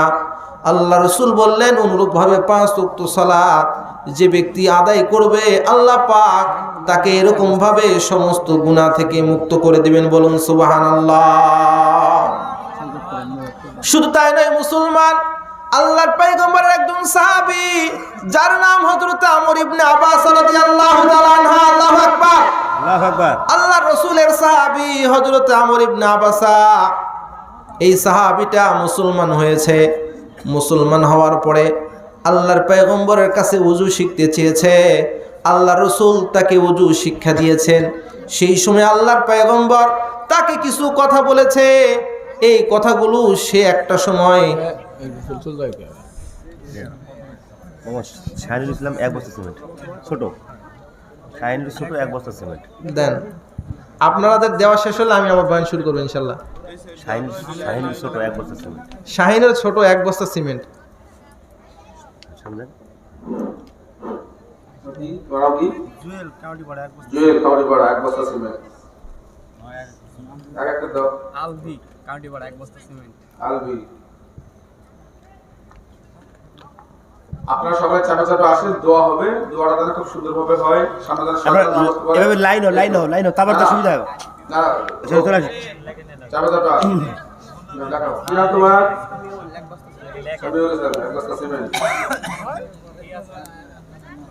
ফারাত 1 বস্তা। ফারাত। মোহাম্মদ ফারাত হোসেন 1 বস্তা সিমেন্ট। আরিফ নাম? আরিফ 1 বস্তা সিমেন্ট। আশিক 1 বস্তা সিমেন্ট। আলহামদুলিল্লাহ, তোমার? সাব্বির 1 বস্তা সিমেন্ট। আলহামদুলিল্লাহ। হাবিবুর 1 বস্তা সিমেন্ট। সবচেয়ে ভালো লাগা আরেকটা বিষয় হলো আজকে এই যে যুবকেরা মনে করেন এরা কি মা বোনদের টাকা আসতেছে, দেখলা? হ্যাঁ, তুমি কি মা বোনদের টাকা দিয়ে আসতেছো? দেখলা? আচ্ছা আচ্ছা, দাও জমা দাও। কোহিনুর 500 টাকা। কোহিনুর 500 টাকা। আল্লাহ পাক বান্দির দানকে কবুল করেন, সকলে পড়ে আমিন। আমিন। আল্লাহ পাক বোনের আশাকে পূরণ করে দেন, আমিন। যত হাজত আছে পুরা করে দেন। আমিন। একটু দ্রুত দে। যুবকের ইচ্ছা করে সমাজ পরিবর্তন করে দিতে পারে। মোহাম্মদ জাহিদ 1 বস্তা সিমেন্ট। মোহাম্মদ জাহিদ 1 বস্তা সিমেন্ট। খুশি খুশি নাম লেখা ইনশাল্লাহ। শেষ করে দিব, আর বেশিক্ষণ আপনাদেরকে বসে রাখবো ইনশাল্লাহ। হ্যাঁ, মাহবুব 1 বস্তা সিমেন্ট। মাহবুব 1 বস্তা সিমেন্ট। মোহাম্মদ মাহবুবুর রহমান। মাহবুবুর রহমান 1 বস্তা সিমেন্ট। আল্লাহ তাআলা ভাইয়ের দানকে কবুল করেন, আমিন। আমিনে 100 টাকা। মোহাম্মদ মোর্শেদ হোসেন 1 বস্তা সিমেন্ট।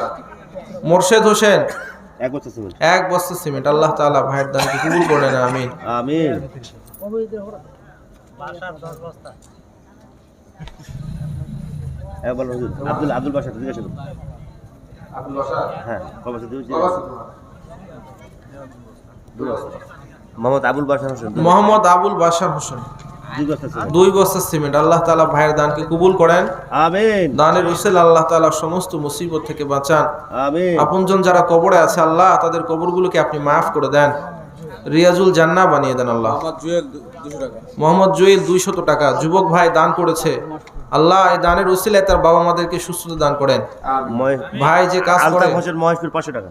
আলতাফ হোসেন মহেশপুর 500 টাকা। আসলে আমি ভাবছিলাম না যে আপনারা এত টাকা দিবেন, এই অল্প কিছু মানুষ যুবক ভাইয়েরা, কিন্তু আপনারা যে এত সুন্দরভাবে আল্লাহর রাস্তায় দান করবেন আসলে এটা কাল্পনিক। আচ্ছা আপনাদের আসলে দিনের প্রতি অনেক মহব্বত, অনেক ভালোবাসা আছে। মা বোনেরা অনেক সুন্দর শরীক হয়েছে। আল্লাহ আপনাদের সকলের দানকে কবুল করেন, আমিন। আমিন এইরকম ভাবে স্বতঃস্ফূর্তভাবে আপনারা সকলে দিনই কাজে শরীক হচ্ছেন। আসলে এরকম পরিবেশ সচরাচর সব জায়গাতে পাওয়া যায় না। অবশ্যই আপনাদের মধ্যে দিনের মহাব্বত আছে। আনারুল ভাই তো আনারুল ভাই নাই বিশিষ্ট মৎস্যচাষী আনারুল ভাইয়ের নাম শুনে গেল না। বিশিষ্ট মৎস্যচাষী আনারুল ভাই কোথায় আছেন? আপনাকে আসার জন্য আহ্বান করছি, দিনই কাজে শরীক হবেন ইনশাআল্লাহ।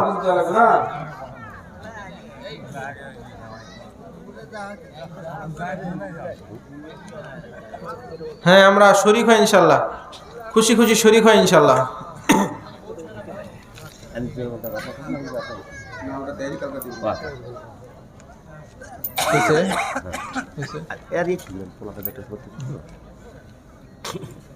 আমাদের ঈদগাহ সভাপতি সাহেব, আপনি আসেন, এসে দিনই কাজে একটু শরীক হবেন ইনশাআল্লাহ। শুরু করে দিই। সভাপতি সাহেব আসেন। হ্যাঁ কয় বস্তা? আমরা সকলে দিনই কাজে শরীক হবো ইনশাআল্লাহ। সারওয়ার হোসেন সাহেব 1 বস্তা সিমেন্ট। মারহাবা। আল্লাহ পাক ভাইয়ের দানকে কবুল করেন। আসসালামু আলাইকুম। ওয়ালাইকুম আসসালাম। আপনার কথা বলেন। তুই ভালো আছেন? জি আলহামদুলিল্লাহ। 1000 করেন। আবু বকর সিদ্দিক। আবু বকর সিদ্দিক সাহেব। না সিদ্দিক না, আবুল কালাম। আবুল কালাম। 1000 করেন। আবুল কালাম আজাদ। 1000।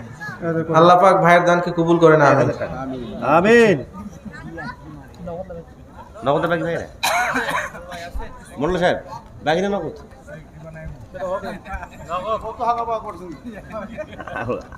আবার তো বাকি নাই। আল্লাহ পাকের আরেকজন বান্দা উঠেছে, আসেন ভাই, খুশি খুশি আল্লাহ পাকের রাস্তায় আমরা শরীক হই ইনশাআল্লাহ। অনেক বেশি দিতে হবে না, অল্প দিয়ে শরীক হই। ইউসুফ আলী 1 বস্তা সিমেন্ট। আল্লাহু আকবার। যুবক ভাইদের যে স্বতঃস্ফূর্তি দান, এটা আসলেই নজিরবিহীন একটা দৃষ্টান্ত হয়ে যাচ্ছে। অনেক তারা আদিল মাহমুদ 500 টাকা। আদিল মাহমুদ 500 টাকা।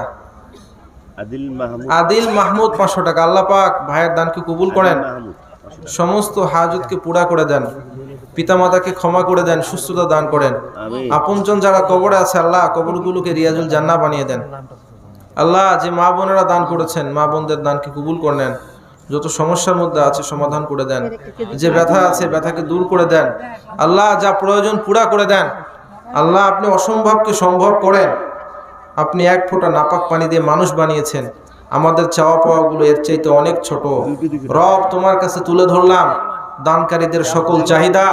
আল্লাহ সমস্ত দানকারীর চাহিদাগুলো, হাজতগুলোকে আপনি পুরা করে দেন, আমিন। দেলোয়ার 200 টাকা। দেলোয়ার হোসেন 200 টাকা। আল্লাহ ভাইয়ের দানকে কবুল করে নেন। আল্লাহ ভাইয়ের দানকে কবুল করে নেন। মা বোনরা কালেকশন দিয়েছে 2538 টাকা। আল্লাহু আকবার। মা বোনেরা কালেকশন করেছেন 2338 টাকা, 538 টাকা। আল্লাহু আকবার। অনেক ভালো দান করেছেন মায়েরা।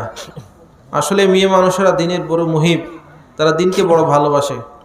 অল্প কিছু হলেও মায়েরা শরীক থাকে, একদম খালি হাতে ফেরত দেয় না। তো মুসলমান বাবারা আমার, এই যে আপনাদেরকে আমি বললাম আল্লাহর পয়গম্বরের একজন সাহাবী, যার নাম হযরত আমর ইবনে আব্বাস রাদিয়াল্লাহু তাআলা আনহু, স্মরণ আছে আপনাদের? স্মরণ আছে? কার কার স্মরণ আছে বলেন?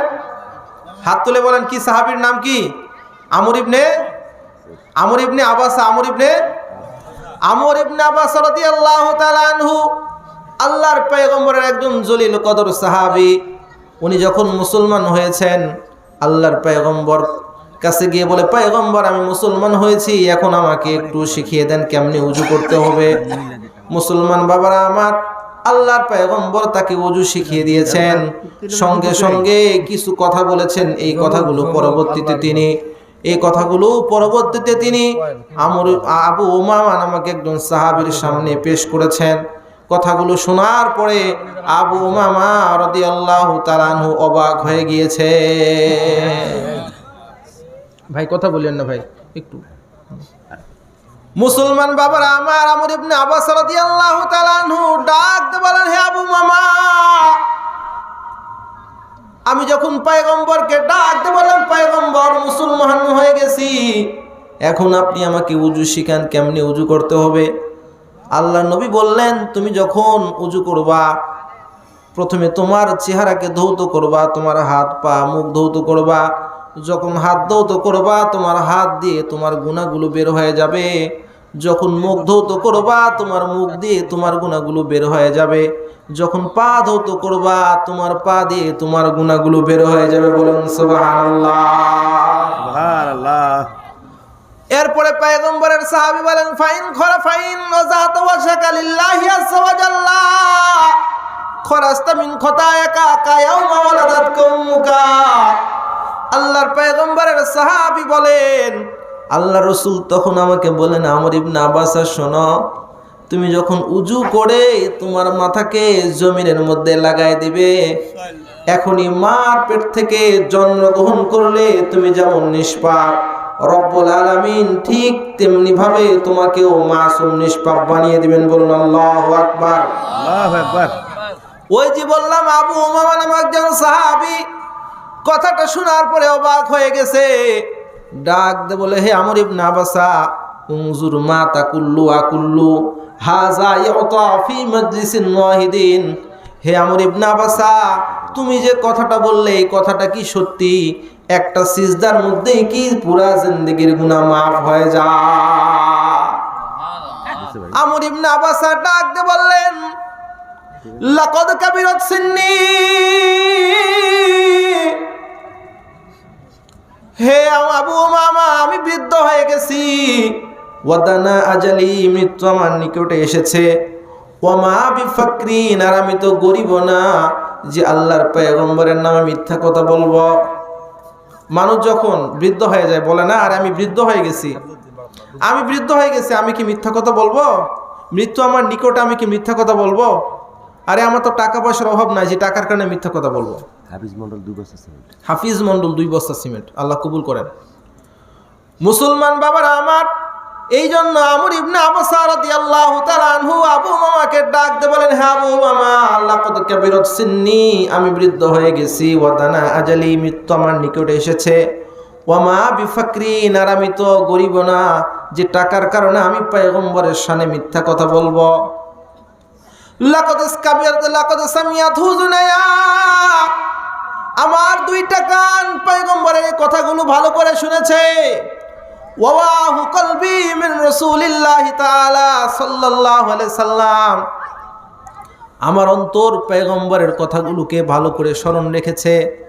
আল্লাহর পয়গম্বর বলেছেন, ফাইন আনতা ওয়াজাতা ওয়াজহাকা লিল্লাহি আযজা ওয়া জাল্লা খরাজতা মিন খতায়াকা কায়াউমা ওয়ালাদাতকা উম্মুকা। এই মাত্র জমিনের মধ্যে যখন তুমি উযু করে সিজদা দিবা, রব তোমার পুরা জিন্দেগীর গুনাহগুলোকে মাফ করে দিয়ে তোমাকে মাসুম বানায় দিবেন। বলুন সুবহানাল্লাহ।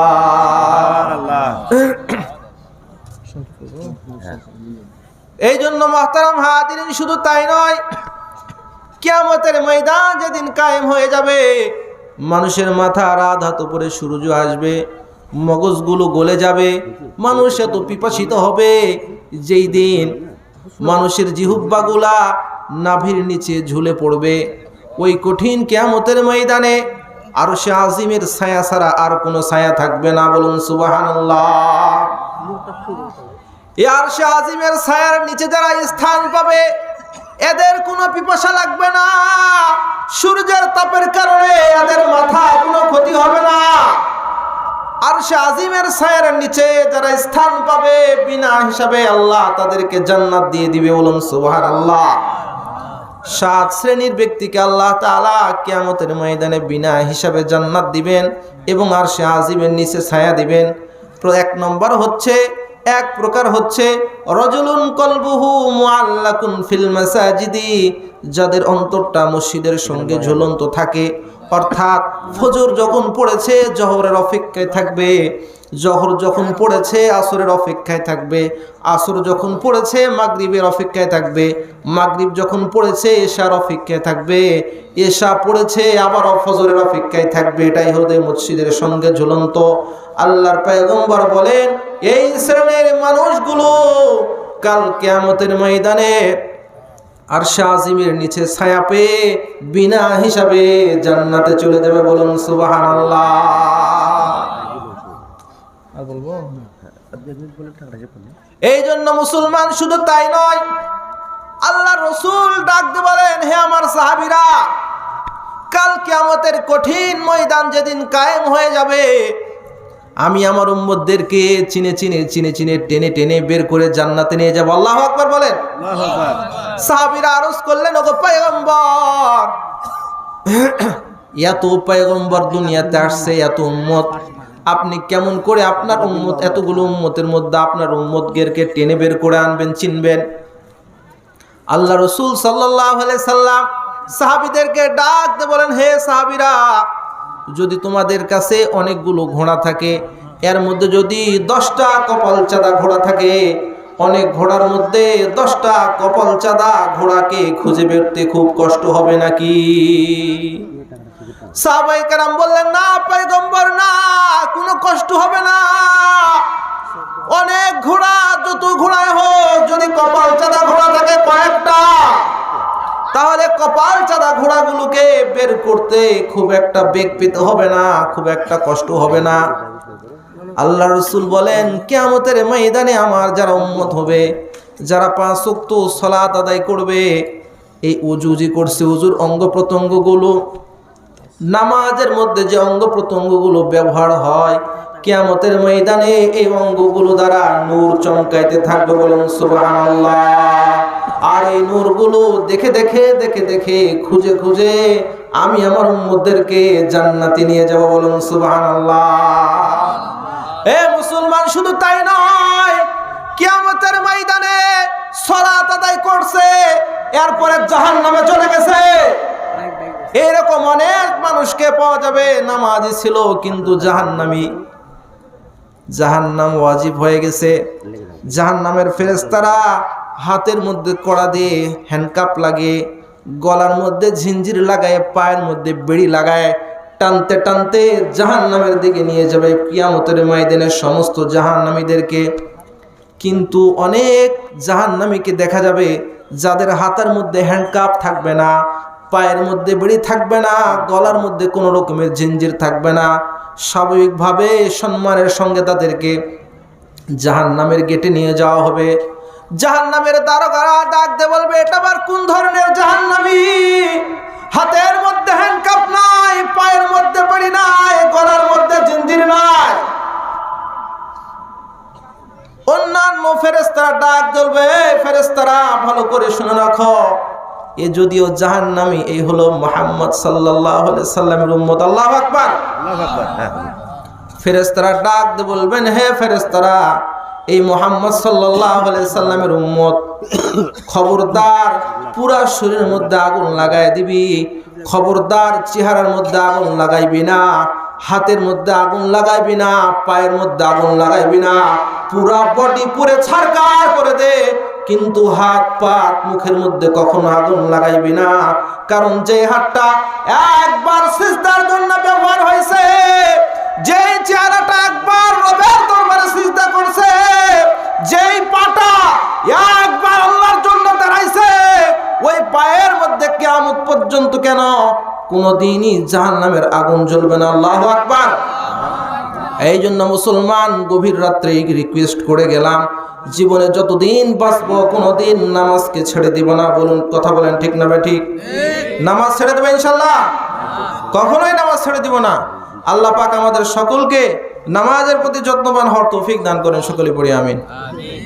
এতক্ষণ ধরে যে কথাগুলো বলা হলো, আল্লাহ পাক আমি সহ সবাইকে আমলের তৌফিক দান করেন, সকলে পড়ি আমিন।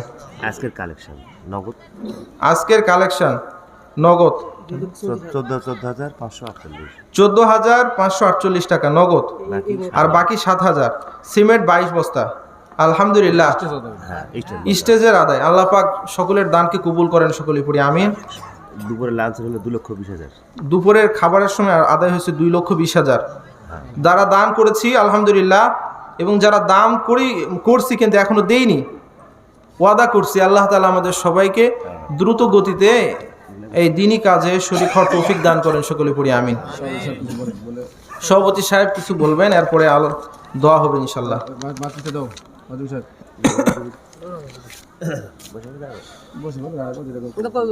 আসসালামু আলাইকুম রহমতুল্লাহ।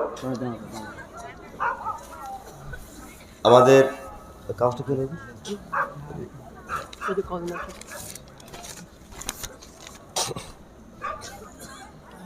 আমাদের কালেকশন ইনশাআল্লাহ আলহামদুলিল্লাহ ভালো। আর বিশেষ করে আমরা তো আর ওই রামচন্দ্রপুর বা হজরতপুর বড় কোনো গ্রাম না, তারপর আলহামদুলিল্লাহ আমাদের ছেলে মেয়েদের, আমাদের জামাই, আমাদের ঐতিহ্যতা অত্যাধিক, বিশেষ করে আমাদের জামাই এবং গ্রাম্য জামাই যা দান করেছে তারা আমাদের কল্পনার বাইরে।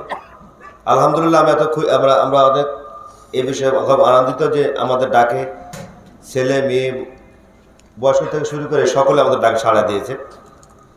আর দ্বিতীয় কথা হচ্ছে যে এই অনুষ্ঠান পরিচালনা করার ক্ষেত্রে যদি আপনাদের কাছে কোনো ভুল ত্রুটি আমাদের যুবকদের হয়ে থাকে, সকলের পক্ষ থেকে আমি ক্ষমা প্রার্থী, কারণ আমি আপনাদের গ্রামের সন্তান। আর আমাদের শ্রদ্ধেয় মৌলানা সাহেব বলেই গেলেন যে আসলে ভালো কাজের শরিক হওয়ার গুণাগুণ বলি। আমি আর নতুন কিছু বলবো না। আমি আজকের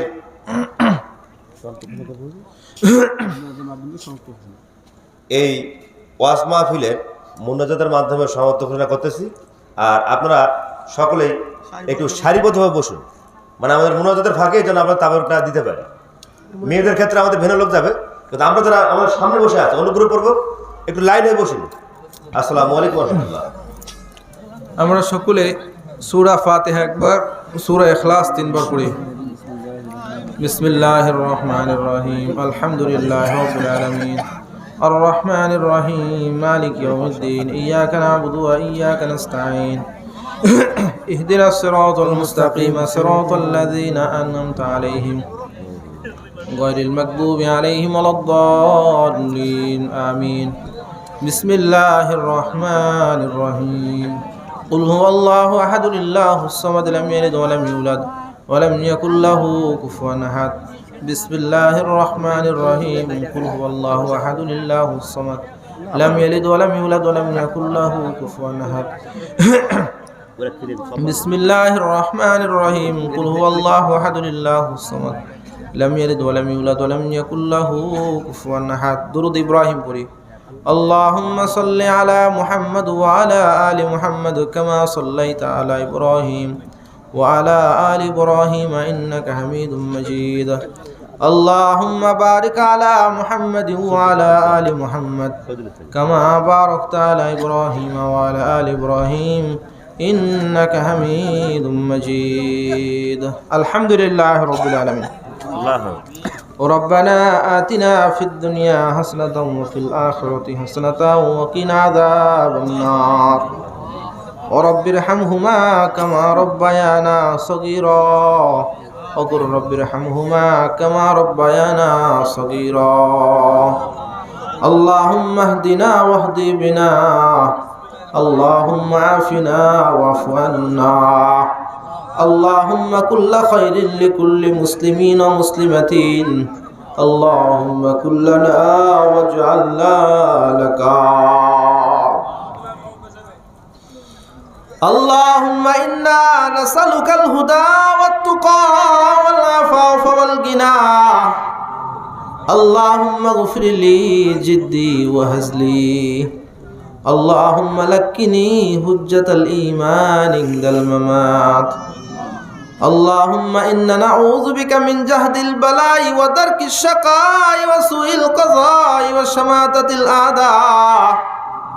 اللهم ارحم بترك المعاصي ولا يشكني بمعصيتك আয় আল্লাহ গভীর রাত্রিতে আমি গুনাহগার অনেকগুলো নেককার বান্দাদেরকে এনে আপনার শাহী দরবারে হাত উঠিয়েছি কত যুবক হাত উঠিয়েছে কত পিতার সমতুল্য মুরব্বী বাবারা হাত উঠিয়েছে আল্লাহ আমার মা বোনেরা আমি গুনাহগারের সঙ্গে হাত উঠিয়েছে আর রব্বুল আলামিন আমাদের সকলের জিন্দেগীর গুনাহগুলোকে মাফ করে দেন গো আল্লাহ আয় আল্লাহ মাগরিব থেকে শুরু করে নিয়ে এই পর্যন্ত যত কথা হয়েছে আয় আল্লাহ সমস্ত কথাগুলোকে কবুল করে নিন সমস্ত কথা অনুযায়ী আমাদেরকে আমলের তৌফিক দান করেন গো আল্লাহ আয় রব্বুল আলামিন যে যুবক ভাইয়েরা এই মাহফিলের ব্যবস্থা করেছে আয় আল্লাহ যুবক ভাইদের জিন্দেগীর গুনাহগুলোকে মাফ করে দিন আয় রব্বুল আলামিন এরকম ভাবে আরো বেশি বেশি পরিমাণে দ্বীনের কাজে নিজেকে সম্পৃক্ত করার তৌফিক দিয়া দিন আয় আল্লাহ কত যুবক কত ধরনের কনসার্ট করছে কত ধরনের নগ্নতার বেহায়াপনা আয় আল্লাহ এই গ্রামের যুবক ভাইরা আপনার মহব্বতে কোরআনের মাহফিলের ব্যবস্থা করেছে আল্লাহ ভাইদের মেহনতকে কবুল করে নেন আয় আল্লাহ এই গ্রাম থেকে যত মানুষ কবরস্থ হয়েছে আয় আল্লাহ সকলের কবরগুলোকে রিয়াজুল জান্নাহ বানিয়ে দিন আয় আল্লাহ হাফেজ সাহেব হুজুর ইন্তেকাল করেছে জিনার ছেলে আজকের মাহফিলের সভাপতি হয়েছে আয় আল্লাহ আপনি আপনার বান্দার কবরকে মাফ করে দিন আয় রব্বুল আলামিন আজকের এই মাহফিলের মধ্যে আয় আল্লাহ দ্বীনি কাজে যারা নিজেকে সম্পৃক্ত করেছে যে যতটুকু পেরেছে দান করেছে আয় আল্লাহ সকলের দানগুলোকে আপনি কবুল করে নিন দানের ওসিলায় যত ধরনের সংকট আর সমস্যা আছে আল্লাহ সমস্ত সংকট আর সমস্যা থেকে আপনি তাদেরকে হেফাজত করুন গো আল্লাহ আল্লাহ অনেক মানুষ আছে অনেক রোগে আক্রান্ত আল্লাহ বিভিন্ন ডাক্তারের কাছে যায় বিভিন্ন প্রেসক্রিপশন নেয় আয় আল্লাহ লক্ষ লক্ষ হাজার হাজার টাকা মেডিসিন সেবন করে কিন্তু শেফা পায় না আল্লাহ সুস্থতা দানের মালিক তো আপনি আমার অসুস্থ ভাইদের জন্য বাবাদের জন্য মা বোনদের জন্য আপনার কাছে দরখাস্ত করছি আয় আল্লাহ দয়া করে আপনি সবাইকে সুস্থতার জিন্দেগি দান করেন গো আল্লাহ আয় রব্বুল আলামিন শোনা যাচ্ছে এখানে একটা মক্তব মাদ্রাসার ব্যবস্থা করা হবে গো আল্লাহ আয় আল্লাহ আপনার কোরআনের জিম্মাদারি তো আপনি নিয়েছেন আয় আল্লাহ মেহেরবানি করে এই কোরআনের মাহফিলকে এই কোরআনের মাদ্রাসা যেটা নির্মাণ হবে আল্লাহ এটাকেও আপনি কবুল করে নিন গো আল্লাহ যত রকমের হাজত আছে গায়বী খাজানা থেকে আপনি পুরা করে দিন গো আল্লাহ আয় রব্বুল আলামিন আমাদের এই পুরা বাংলাদেশের মধ্যে আপনি শান্তি দান করেন গো আল্লাহ ভবিষ্যতে এমন কোন দলকে ক্ষমতায় এনে দিন যাদের মাধ্যমে আপনারা পুরাপুরি ইসলামকে সুন্দরভাবে মেনে চলতে পারবো আয় রব্বুল আলামিন রাষ্ট্রীয়ভাবে যেন আয় আল্লাহ কোরআন সুন্নাহ মোতাবেক আমরা জিন্দেগি বানাতে পারি চলাতে পারি আয় আল্লাহ এই সুযোগ আপনি আমাদেরকে নসিব করেন গো আল্লাহ আয় আল্লাহ জানি না আমাদের হায়াতের জিন্দেগি কতদিন আছে আয় আল্লাহ কোন দিন দুনিয়া ছেড়ে চলে যেতে হবে আমাদের কারো জানা নাই আল্লাহ যেদিন আমাদেরকে এই দুনিয়া ছেড়ে চলে যেতে হবে ইমানের সাথে কালিমার সাথে মৃত্যু দেন আল্লাহ বেঈমান বেইজ্জত হয়ে যেন আমাদেরকে দুনিয়া ছেড়ে চলে যেতে না হয় আয় আল্লাহ আমাদেরকে ইমানের মৃত্যু দিন গো আল্লাহ বেঈমান বেইজ্জত হয়ে যেন আমাদের বিদায়টা না হয় গো আল্লাহ আয় রব্বুল আলামিন পয়গম্বরের উসিলা করে আমাদের দোয়াখানাকে কবুল করে নিন গো আল্লাহ সাল্লাল্লাহু তাআলা আলা খায়রি খালকিহি মুহাম্মাদিন ওয়া আলিহি ওয়া আসহাবিহি আজমাইন বিহাক্কি কালিমা তাইয়্যিবা লা ইলাহা ইল্লাল্লাহু মুহাম্মাদুর রাসূলুল্লাহ